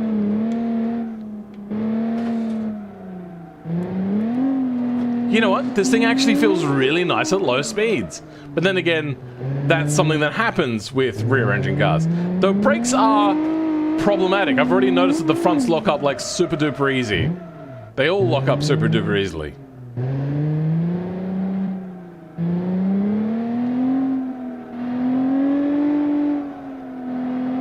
Okay, I don't know how to drive this thing properly. I'm trying. As you can see, I'm going like partially sweat mode, and I don't know how this thing is meant to be driven. It's like the game is... Nah, okay. Too powerful of brakes. Let's go take this to the main track area. Whoa. Wrong way. Here we go. Back to a regular speed. F7. Facing the wrong way. And get this thing turned around. All right. Let's try it now going into the first corners. Lockups. Lockups ahoy. This thing does well with liftoff. Like it adds more traction to the front. Our turning speed is only 106. That front-wheel drive car did better than this. Okay, yeah, no, there's problems with this car. That's the wrong button. That's not handbrake. Ah! Oh, all of the decals are mirrored. Oh, so they're backwards on one side. Oh, I love it, but also hate it. So, the brakes lock up on the front way too easy.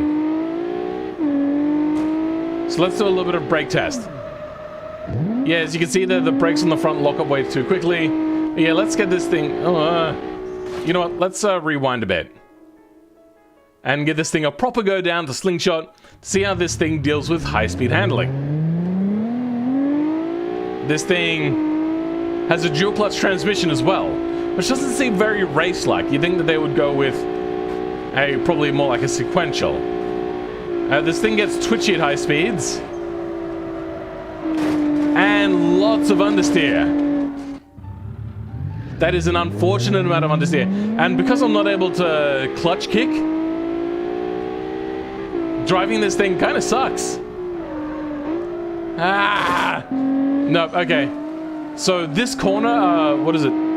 Bavarian Bend. Catches out unrefined cars. And this car is really unrefined. So I do like the attempt. You've made a cool looking race car, though inaccurate. Just not done. Undercooked, unfortunately. So I give this car like a 5.5. It's nice, but you've got a long way to go. But I do appreciate it. I would like to see this car actually refined properly. That would be really nice. Maybe also a different engine, which will help us a little bit with handling. Lighter engine, better engine in these cars. Is 2,000 horsepower with a twin charger enough? Or is that 20,000? 20,000. For a boat, it sounds like enough. You should get cancelled. Okay. No direct drive would be more realistic. I don't know what you mean. I did not bring an apple to my appointment. So a cuffin on wheels. I mean, you're going to understeer, I suppose, into a corner. So yeah, because you've locked up your brakes. Oh my god, I want to eat risotto right now so badly. I can't get enough of it. I don't use Twitter big brain time. What? To be fair, I was still learning how automation BeamNG works at the time. What are you talking about?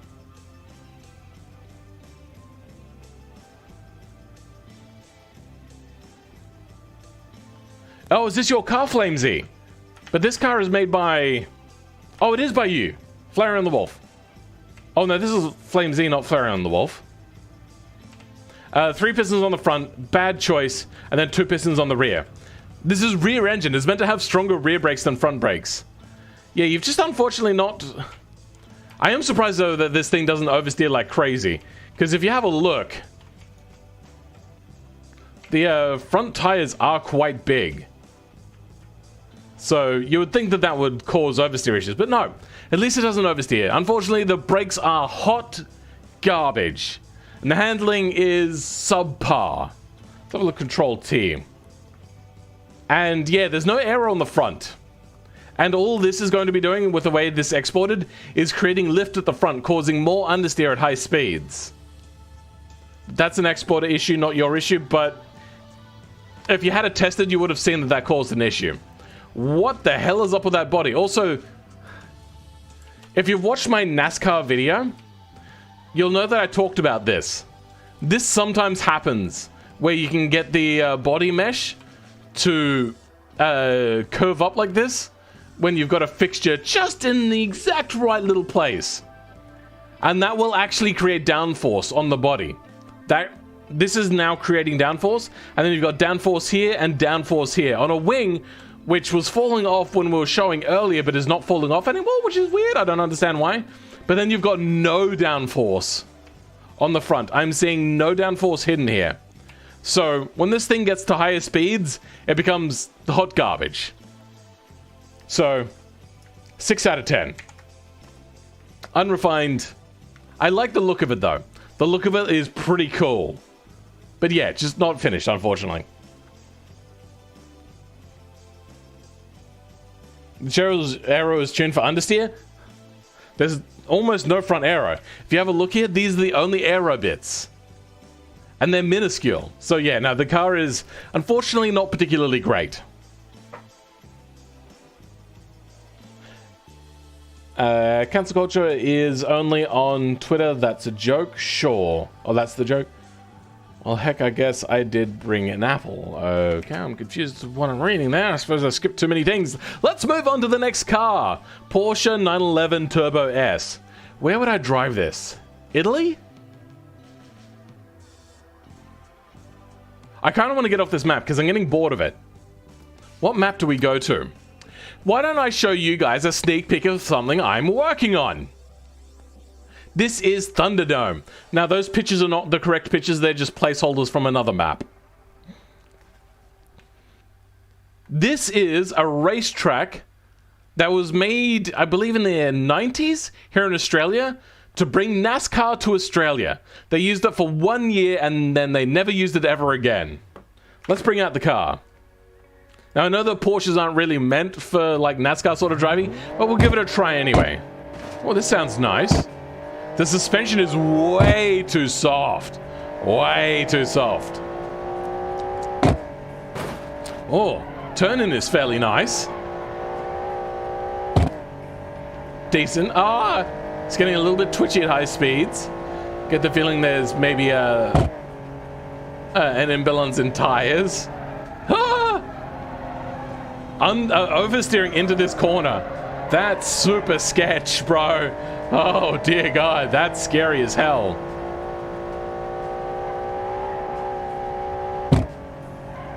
I got 5... Ah, you got Forza Horizon 5 working. Nice.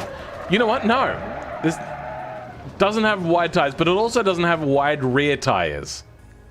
So, unfortunately, this thing has problems with oversteer. Let's take it to a different map. You said the jungle map? I doubt that's going to be good for this car, but we'll give it a try anyway. I don't go to the jungle often, but it does have mountain hill roads, which is where like a Porsche would feel a little bit more alive. That was a deliberate voice crack and not accidental at all. I didn't know how to check the edit or the mesh either. The car was made a few months ago. Okay, let's have a look. So this car, Porsche 911 Turbo S, made by Creator. Thank you, Creator. Are you the creator? The 2020, $307,000. Literally a Porsche 911 lol. Just drive it. It's pretty fast and sounds good. Is this all-wheel drive? I don't know if this is literally a Porsche 911 because the handling doesn't feel great. The tires seem imbalanced. And aero? Yeah, we do have aero on the front. Maybe there's too much aero on the front, so when it got to higher speeds, the thing got unfortunately quite twitchy. Oh god, this road is bumpier than what I thought. And then it understeers at low speed.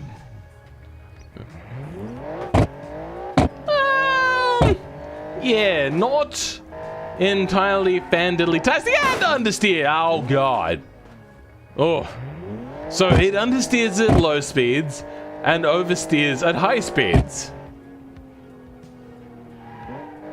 So that means that maybe you should have had wider front tires and less aero on the front. I think that would have balanced this car out considerably better. You know what? If we're driving at like quarter throttle, this thing feels so much better.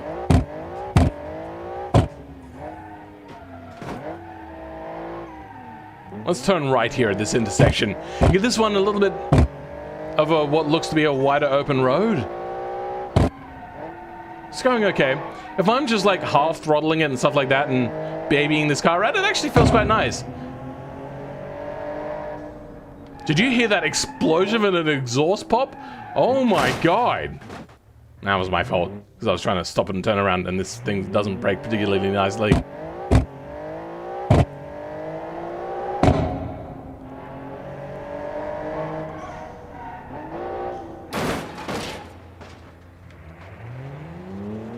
That sound though. Okay, come on.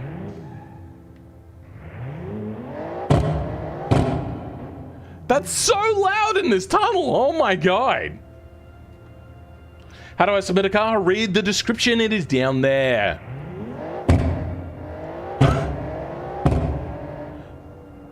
That is so loud. Oh my god, why?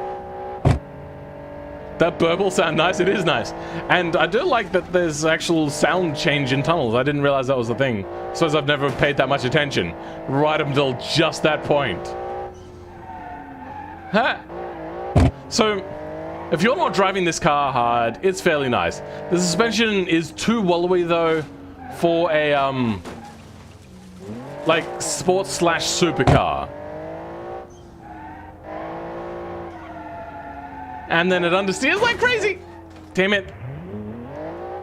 Yeah, I don't think this is quite refined enough. The styling is okay. I think with an extra like 2 hours, like really tweaking this thing quite nicely and not just relying on what automation says the car handles like, you could probably make a really nice car. As it stands, unfortunately, this car is just a nice kind of sports car, the sort of thing that you wouldn't be upset if you paid maybe like $40,000 for, because it's not particularly fast and the cornering gets really super sketch. But if you're using it as a road car, it's quite nice. And it should have a reflective price of that. As it stands, that is going to hurt the realism price, because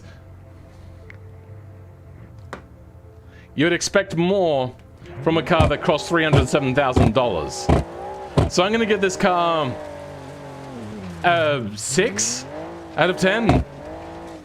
Let's try driving this thing without any aids. Understeer.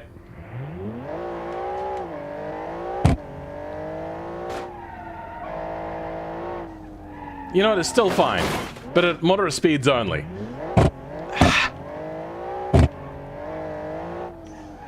You know, it feels a lot more alive, but it also spins out so much easier without any ESC on.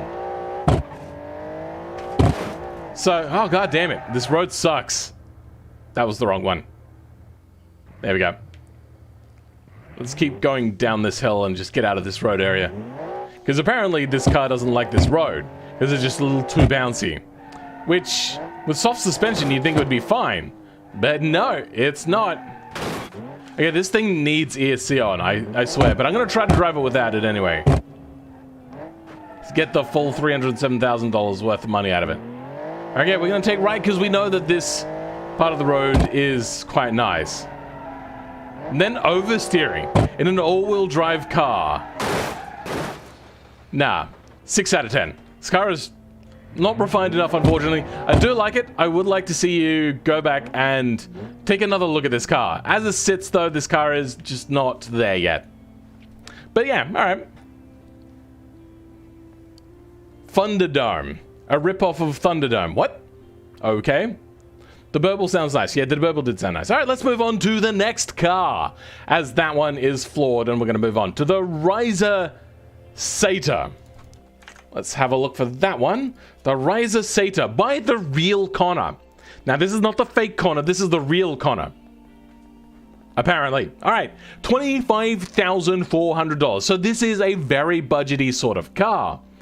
This is meant to be a competitor for the 2-liter TT non-quattro. Now, I always thought that the non-quattro version was front-wheel drive, not rear-wheel drive like this. So I'm not sure how I feel about that. Anyway, it's a manual as it's meant to be a driver's car. We're going to try it out on this road, which is a driver's sort of road. We have a big engine going to a rear-wheel drive, and it's a 4-cylinder.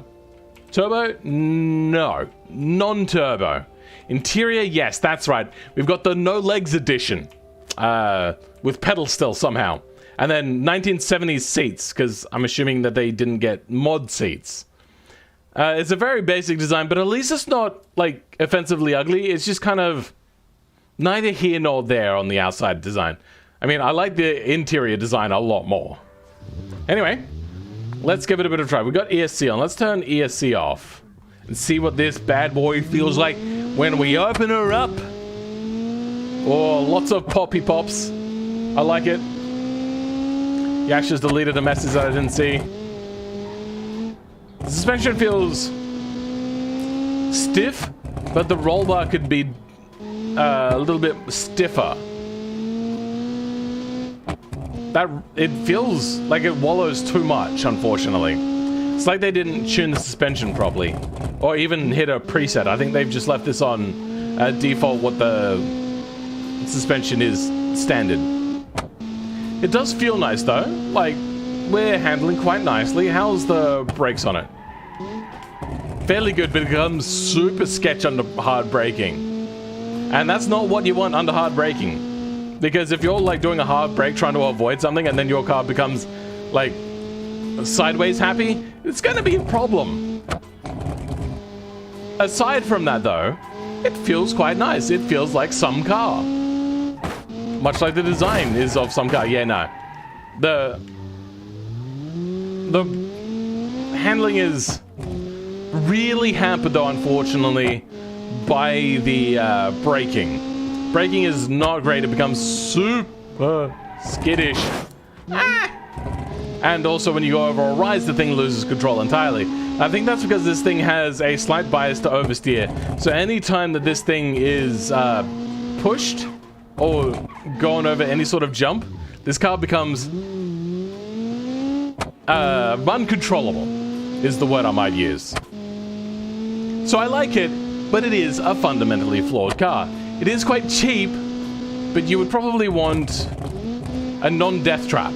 Because if you get comfortable with this car, one day, it's going to kill you. And see, I'm like using feather throttle there. It's not a particularly large rise, but it was enough to kill you in that accident. So, I think for the amount of time you spend on the car, I'm going to spend that amount of time reviewing it, unfortunately, and give it a review right now. The realism feels close. The feel of the car is not close. It feels way too oversteery. The brakes are garbage.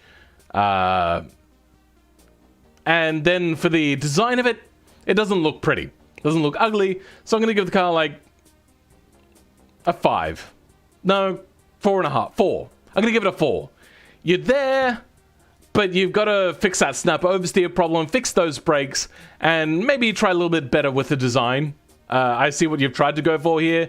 Unfortunately, it does look a little bit automation-y-ish.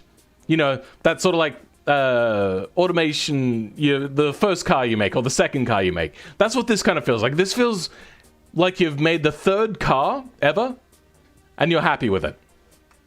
But then again, the interior is a bit contradictory, because the interior looks like you put a lot of effort in. Pretty sure the Quattro version is all-wheel drive is still front biased. Really? Doesn't Quattro mean all-wheel drive? So non-all-wheel drive version would be two-wheel drive, meaning it should be front-wheel drive? Am I confused there? I'm working on a new version of this car. Hey, Connor! Trying to make it look better. Ah, much appreciated. I would like to see it when it's done then. I feel like the 45-degree headlight won't fit it for some reason. I mean, I see what they've done here, because normal body lines do not work with this car body. This car body is hard to work on. It's deceptive, because it looks very basic, so you think, oh, cool, I can make a basic car. But it's actually a really hard body to work with. So I generally try to steer clear of it. But I did make that, whatchamacallit version of it. The fuel economy version. But then I also made the race version of it, and I thought that looked really cool. Let's have a look. Is that going to work? Yeah, here we go. Let's open it up. Download. Nah, it still looks ugly. Yeah, nah, that doesn't... Yeah, nah, not at all. Alright, fair enough. Let's ignore my statements. The body's just hard to work with no matter what. I think something can be done with it. I just haven't seen it yet. About 60-40 torque split to the front. Okay. Let's have a look at the next car. Ah, okay. Here we go. So the B4 Roadster. Here we go. This is by Wheelspin. Thank you, Wheelspin, for the car. This is a 1991 car, so quite old, and $26,300. So this looks like it would be competitive for the previous car because it's in the same sort of price bracket. It's only $900 more, and I think that that's like putting it in the same bracket. Pretty close. But it had better be better because it does cost more. 115 horsepower. I don't know how I got 150,000 from that. MX-5 inspired 90s front-wheel drive Roadster. This looks like those Japanese K cars that were sporty back in the day. I do like it. This thing looks pretty cool, except for the fact that I don't think the taillights have worked. We have... Okay, so this is going to be a front-wheel drive. Though it does have semi-trailing arms, so it's probably going to be a little bit prone to oversteer, which is fine. Ah, yeah, this is the car where the suspension is connected to the engine block, which, if you're creating a Formula 1 car, that's fine. This ain't no Formula 1 car. And you've also got a fairly expensive engine. This is not an inline engine, so it's a little bit more expensive to make. Oops, turn the engine off. Well, we shall see how this works. Phil, on the disc I have the current updated version, a pic of it. The last car, I mean, just upload the car. We'll see if I get around to testing it before the automation purge happens, which I doubt. Upload them as zips. You know what? It sounds nice. Doesn't sound too fart canny. I suppose the boxes are basically the only unique sounding engines, really. This handles quite nicely. It feels really nice for 115 horsepower. A little bit of skittish oversteer. But then again, it's a front-wheel drive. Like, you'd expect less understeer than this. It managed to keep its speed up quite nicely, though. This is really good. This is nice. We're going to turn it around and take it on exactly the same road that the other one was on, though. Because this is going the opposite direction and could have different road characteristics. Well, just go around this one last corner. Brakes are a little touchy.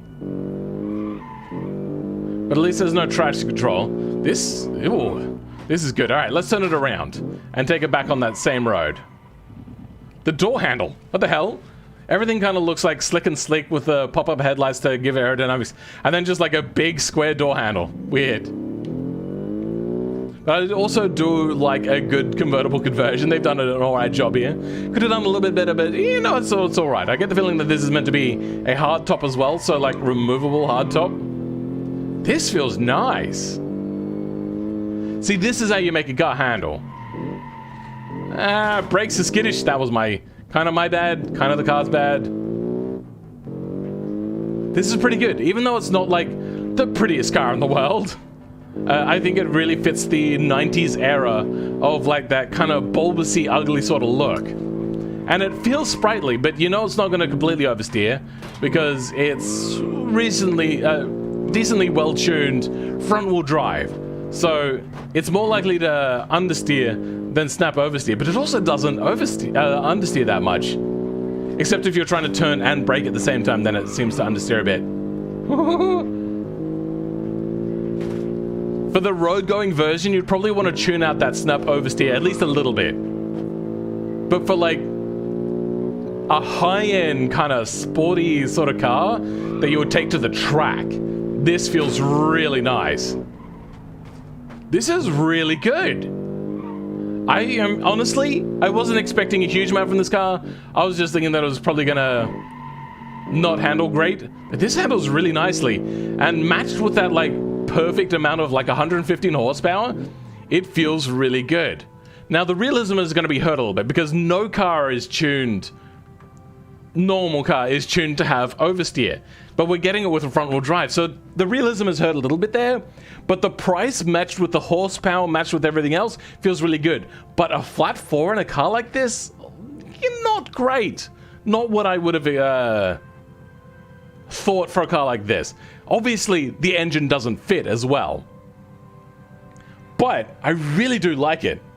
This car requires a rocket engine. That's my observation though. Oh, it's so good to drive. This is actually really fun to drive this car.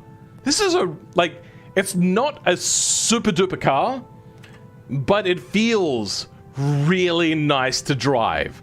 And I would drive this a lot more if I wasn't trying to do a stream and get through cars so then I can go make myself some risotto, which I could just smell. I don't have it, but oh, it's going to be so good when I eat that risotto. I enjoy this vehicle. It appears to be a good boy. This is really good. If anybody wants to know what I think is a really nice feeling car, not really realistic with that little bits of oversteer occasionally, but still really nice, this is up there. So you can Google it. It's the, sorry, not Google it. You can search for it in BeamNG. The Sumia B4 Roadster by Wheelspin, and it's 115 horsepower, MX-5 inspired 90s front-wheel drive Roadster. It handles great. So they said it handles great. And I agree. This is a really nice car. If it looked better, I'd probably give this thing a 9.5. Like, as I don't think this vent here matches anything. And the front is, like, detailed, but something's just not quite right there. Also, there's no door cards, there's no joint between the body and the thing there, so it wouldn't get, like, a 10. There is a lot more work other than that. I do like the fact that it is a little bit ugly, though, kind of like that Suzuki Cappuccino sort of Honda Beat, sort of like that weird kind of quirky, you're not quite sure why they made those decisions, but the car does look really fun sort of thing. But it's more just like the fact that things aren't really refined in the automation design aspect of it. But then with the realism hurting it as well, just a little bit, I think this car gets an 8.75. It's almost a 9. It's almost there. It's just that little bits of design thing. I really do like this car, though. This is probably my pick of the day as so far my favorite car. Really well done. Everyone, round of applause. Risotto is good. I would like some now, too. I've just got risotto on the brain. So, yeah, wheel spin. Bro, I meant to crack my voice just then. That was deliberate. Really good car. I like it. Fantastic. Well done. I would like you to see it do a little bit of redesign, but without adding any understeer, see if you can somehow tune out that oversteer. Now that's the trick that comes with real car manufacturers. Like they have a car and they've got like this one little aspect that needs to be fixed without ruining the rest of the car. I don't think it can be done, but if it can be done, then this car would probably get a 9.5, along with the redesign a little bit. There's just a few things that I don't agree with. But then again, that you could also say that's just my opinion. But still, really good car. Phenomenal. Also, the tires are way too thick for a road car. That's also hurting the realism, especially at this price. You wouldn't get tires that thick on this car. I didn't realize, but these are like 255s or something. Those are thick tires on a cheap car. See, not only do you want a cheap car to be cheap, you want to keep that service cost low as well. When you're looking into automation, there is a bit in one of the final tabs around where test track and details and all that sort of stuff. One of them there will show you what your service cost is. And I bet you the service cost for this is fairly high. Mostly because of those massive tires. But still, I do love that car. That is so good. All right, the final car. The one that somebody said looks like the BMW with the weird nostrils sort of look. It's a... What's 0:30 a.m.? Is that 1:30 a.m.? I'm confused. Anyway, yeah, so here it's 10:05 a.m. It's not really time for risotto, but now I want some because it's just on my brain. What the hell? Oh, no, okay. The mesh comes in when I'm closer to it. I thought it, like, was displaying different here than what it was in the other place. All right, so let's have a look at the car. I've forgotten what it is. Two piston on the front with a smaller disc. That's unfortunate. With a big V8. Let's have a look. What was the name of this car? The World Motor W. Okay.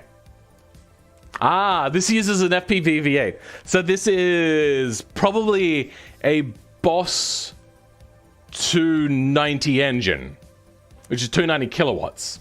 By Zeppelin Blue Ball, who we saw in one of our videos recently. It was in the, at least the rally one. And that was a very fun video, and I was happy to have them around. Let's have a look at how much power this thing creates. Let's see if it's accurate. Add app.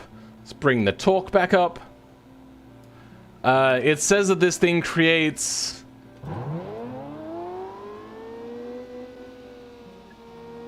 ...430 PS.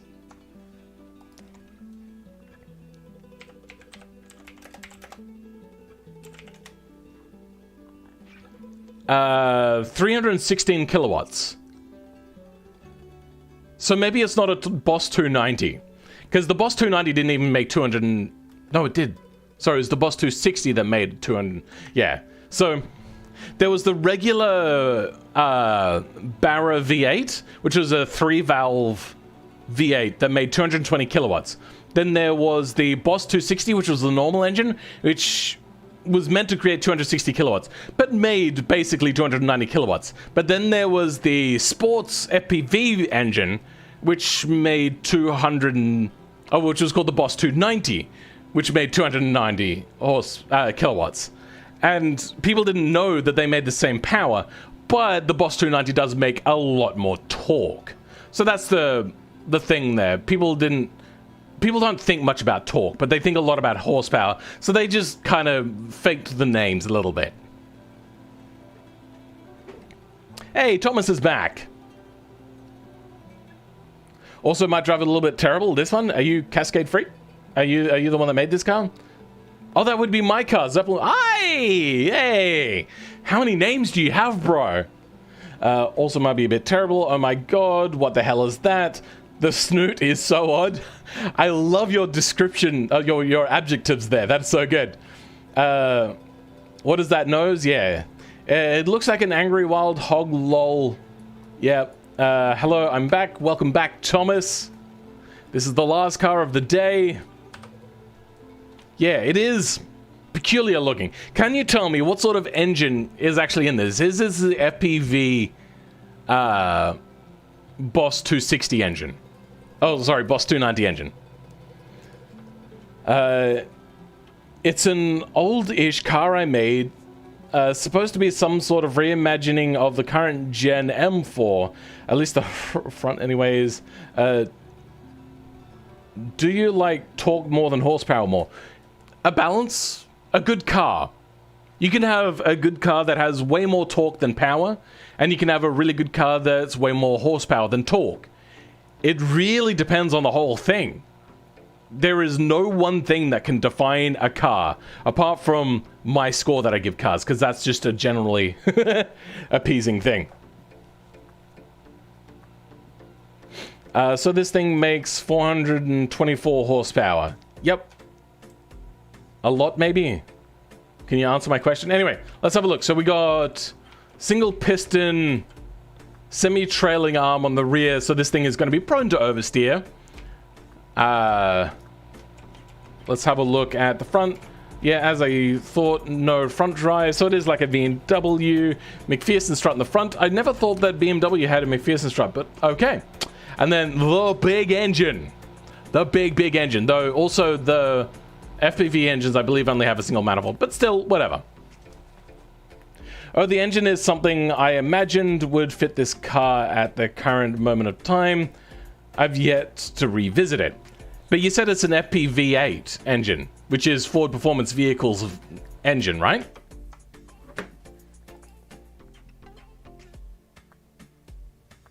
Yeah, FPV. So Ford Performance V8, or Ford Performance Vehicle V8. No, not derived from... Oh! You've given it the name of an Australian engine. Well, I don't know whether you meant that. It also is a quad cam 90-degree V8. So, yeah, that's where the misunderstanding has come from. And the power doesn't seem too much more. But anyway, let's give this car a bit of a try. Let's turn traction control off, see how it handles without that first. Always how I test a car. This thing feels... The suspension is too soft. It rolls side to side too much. But it feels relatively planted, and then understeer. I just died, probably. You know what? No, that'll probably actually destroy the tree. So you might survive that one. What is the weight of this car? Let's bring that up. 2.2 tons! Oh my god! How is it so heavy? So yeah, this thing would destroy trees as opposed to being destroyed by trees. Jesus Christ, bro. That's insane. Ah! We do have a bit of a problem with understeer. Let's see if a sports preset for traction control will help. Flat plane V8. Oh, you know what? It does sound flat plane now that you mention it. Oh, traction control is working overtime and it's causing constant pops. I kind of want to take this back to that tunnel that we had earlier and blow our eardrums out with it. Oh, this thing feels more oversteery now that I've got the traction control on. What on earth? Okay, this is not a realistic car with its handling. This is not acceptable. For a realistic car, that is.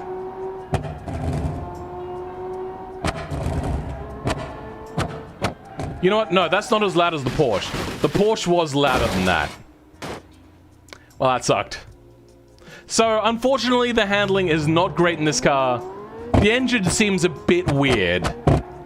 Traction control, hot garbage. I think this car could do with a bit of finishing. As it sits, it's not spectacular. Because it just doesn't seem to have grip for either understeer or oversteer. Alright, let's spawn it back. Alright, let's have a bit of a look at this car. As I said, this car looks a little bit like... Hold on. We gotta do the thing.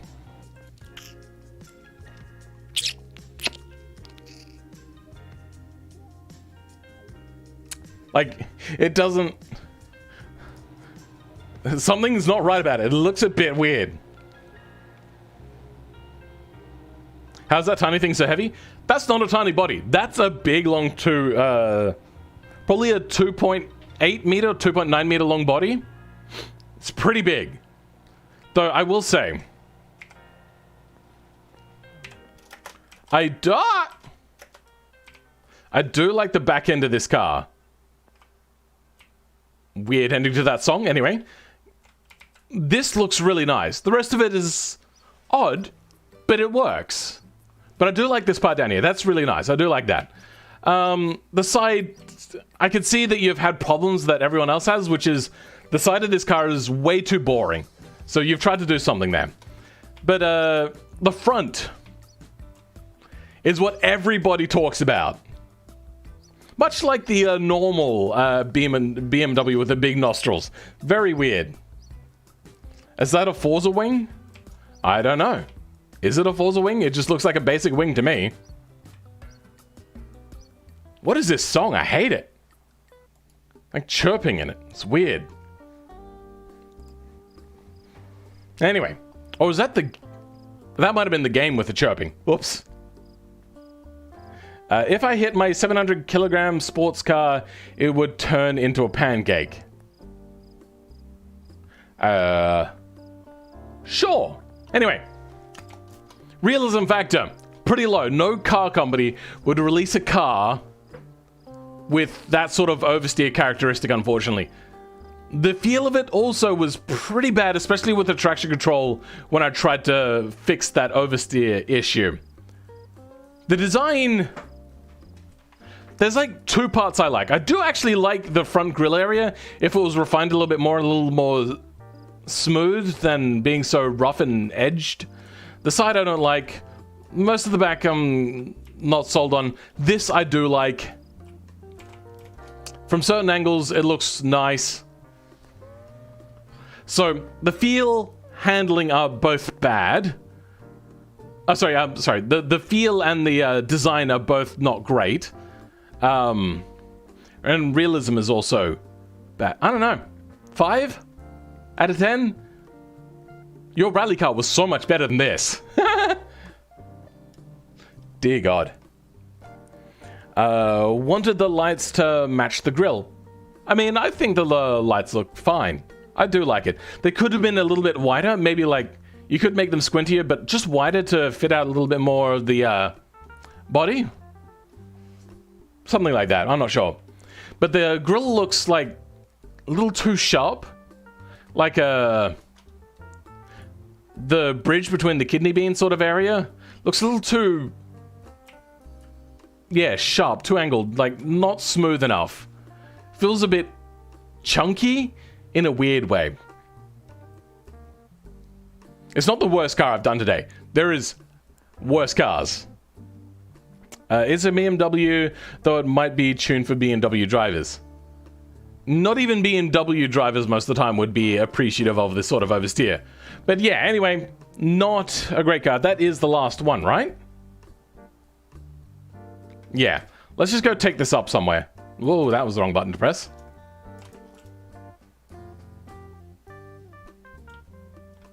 Hilltop is up here. Alright. Let's put it on a perch as we end our stream today.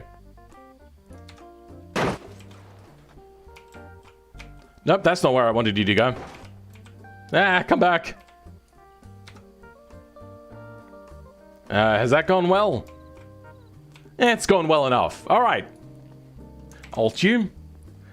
Let's chill out for the rest of the stream as we just wind down a bit. I'll give it some thought and see what it can be, what you can do with the design. That would be cool. I would like to see this car come back one day. But yeah, I hope everyone has enjoyed today, and we're about to do the very special ending, which gets me a copyright strike every single time I do it, even though it's fair use, and then they uphold it even though they shouldn't. But if I was to try to defend it, then I would be the one taking the risk, not them, for committing fraud. But yeah, this car is slowly edging away on its own. This car doesn't even want to be here. What is it doing? I think it stopped.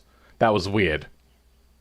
But yeah, that is the end of the stream. So I'll catch you next week. Hopefully I stream at the correct time next time, because we've been going for 3 3/4 hours. So yeah, we started around like 7 AM for me, which is way later than normal. Use the rocket launcher to send this to the stratosphere? What rocket launcher? What are you talking about? I can put JETO rockets on it, but that takes time, and I don't want to do that. Catch you later, E-Dragon. Catch you later, Thomas. So let's just start saying goodbye to everyone. See you later, Yash. See you later, Cascade or Blue Ball. Catch you later, Crispy Shaman. Catch you later, Flame Z. Some other people I remember here. Tom, thank you. Tom, thank you. And Tom, thank you. Yes, there was 3 of them. Fanny Faxbear, thank you for coming by. Who else? The Qs? What? Throw this off the cliff, please? I mean, I'd try, but I don't have a run-up, so I just have to drop it from F7. Catch you later, Space Warrior, thank you for coming by. Who else we got in here? Connor, thank you for coming by. Cramless, thank you for coming by. And okay, thank you for coming by. Interesting name. And Pontus, thank you for coming by. Who else have we got in here? I am 3, thank you for hanging around for the longest time. I don't know if they're still here, though. And Alpin, thank you for coming by. But yeah. See you around next time stream, probably. Is there... I don't think this car has the handling to be able to jump off of there. I don't think it has the grip on this dirt.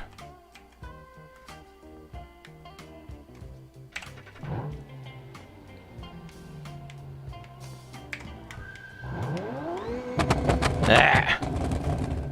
Nah. Yep, nope, no grip. Alright. Let's drop it into the middle of some trees and some stuff. There we go. There we go. Alright.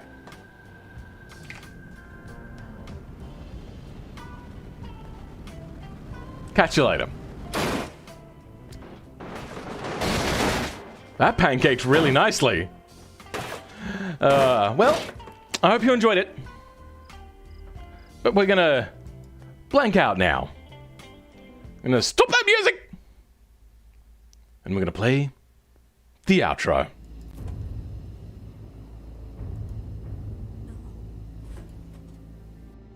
No. I'm sorry, John. I'm sorry. No, it'll be okay. Stay with us. It'll be okay.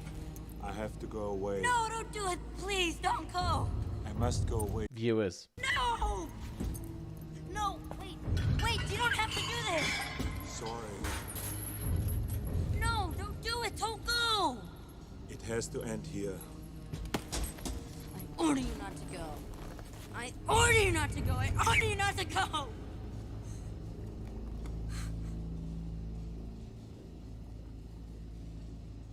I know now why you cry. But it's something I can never do.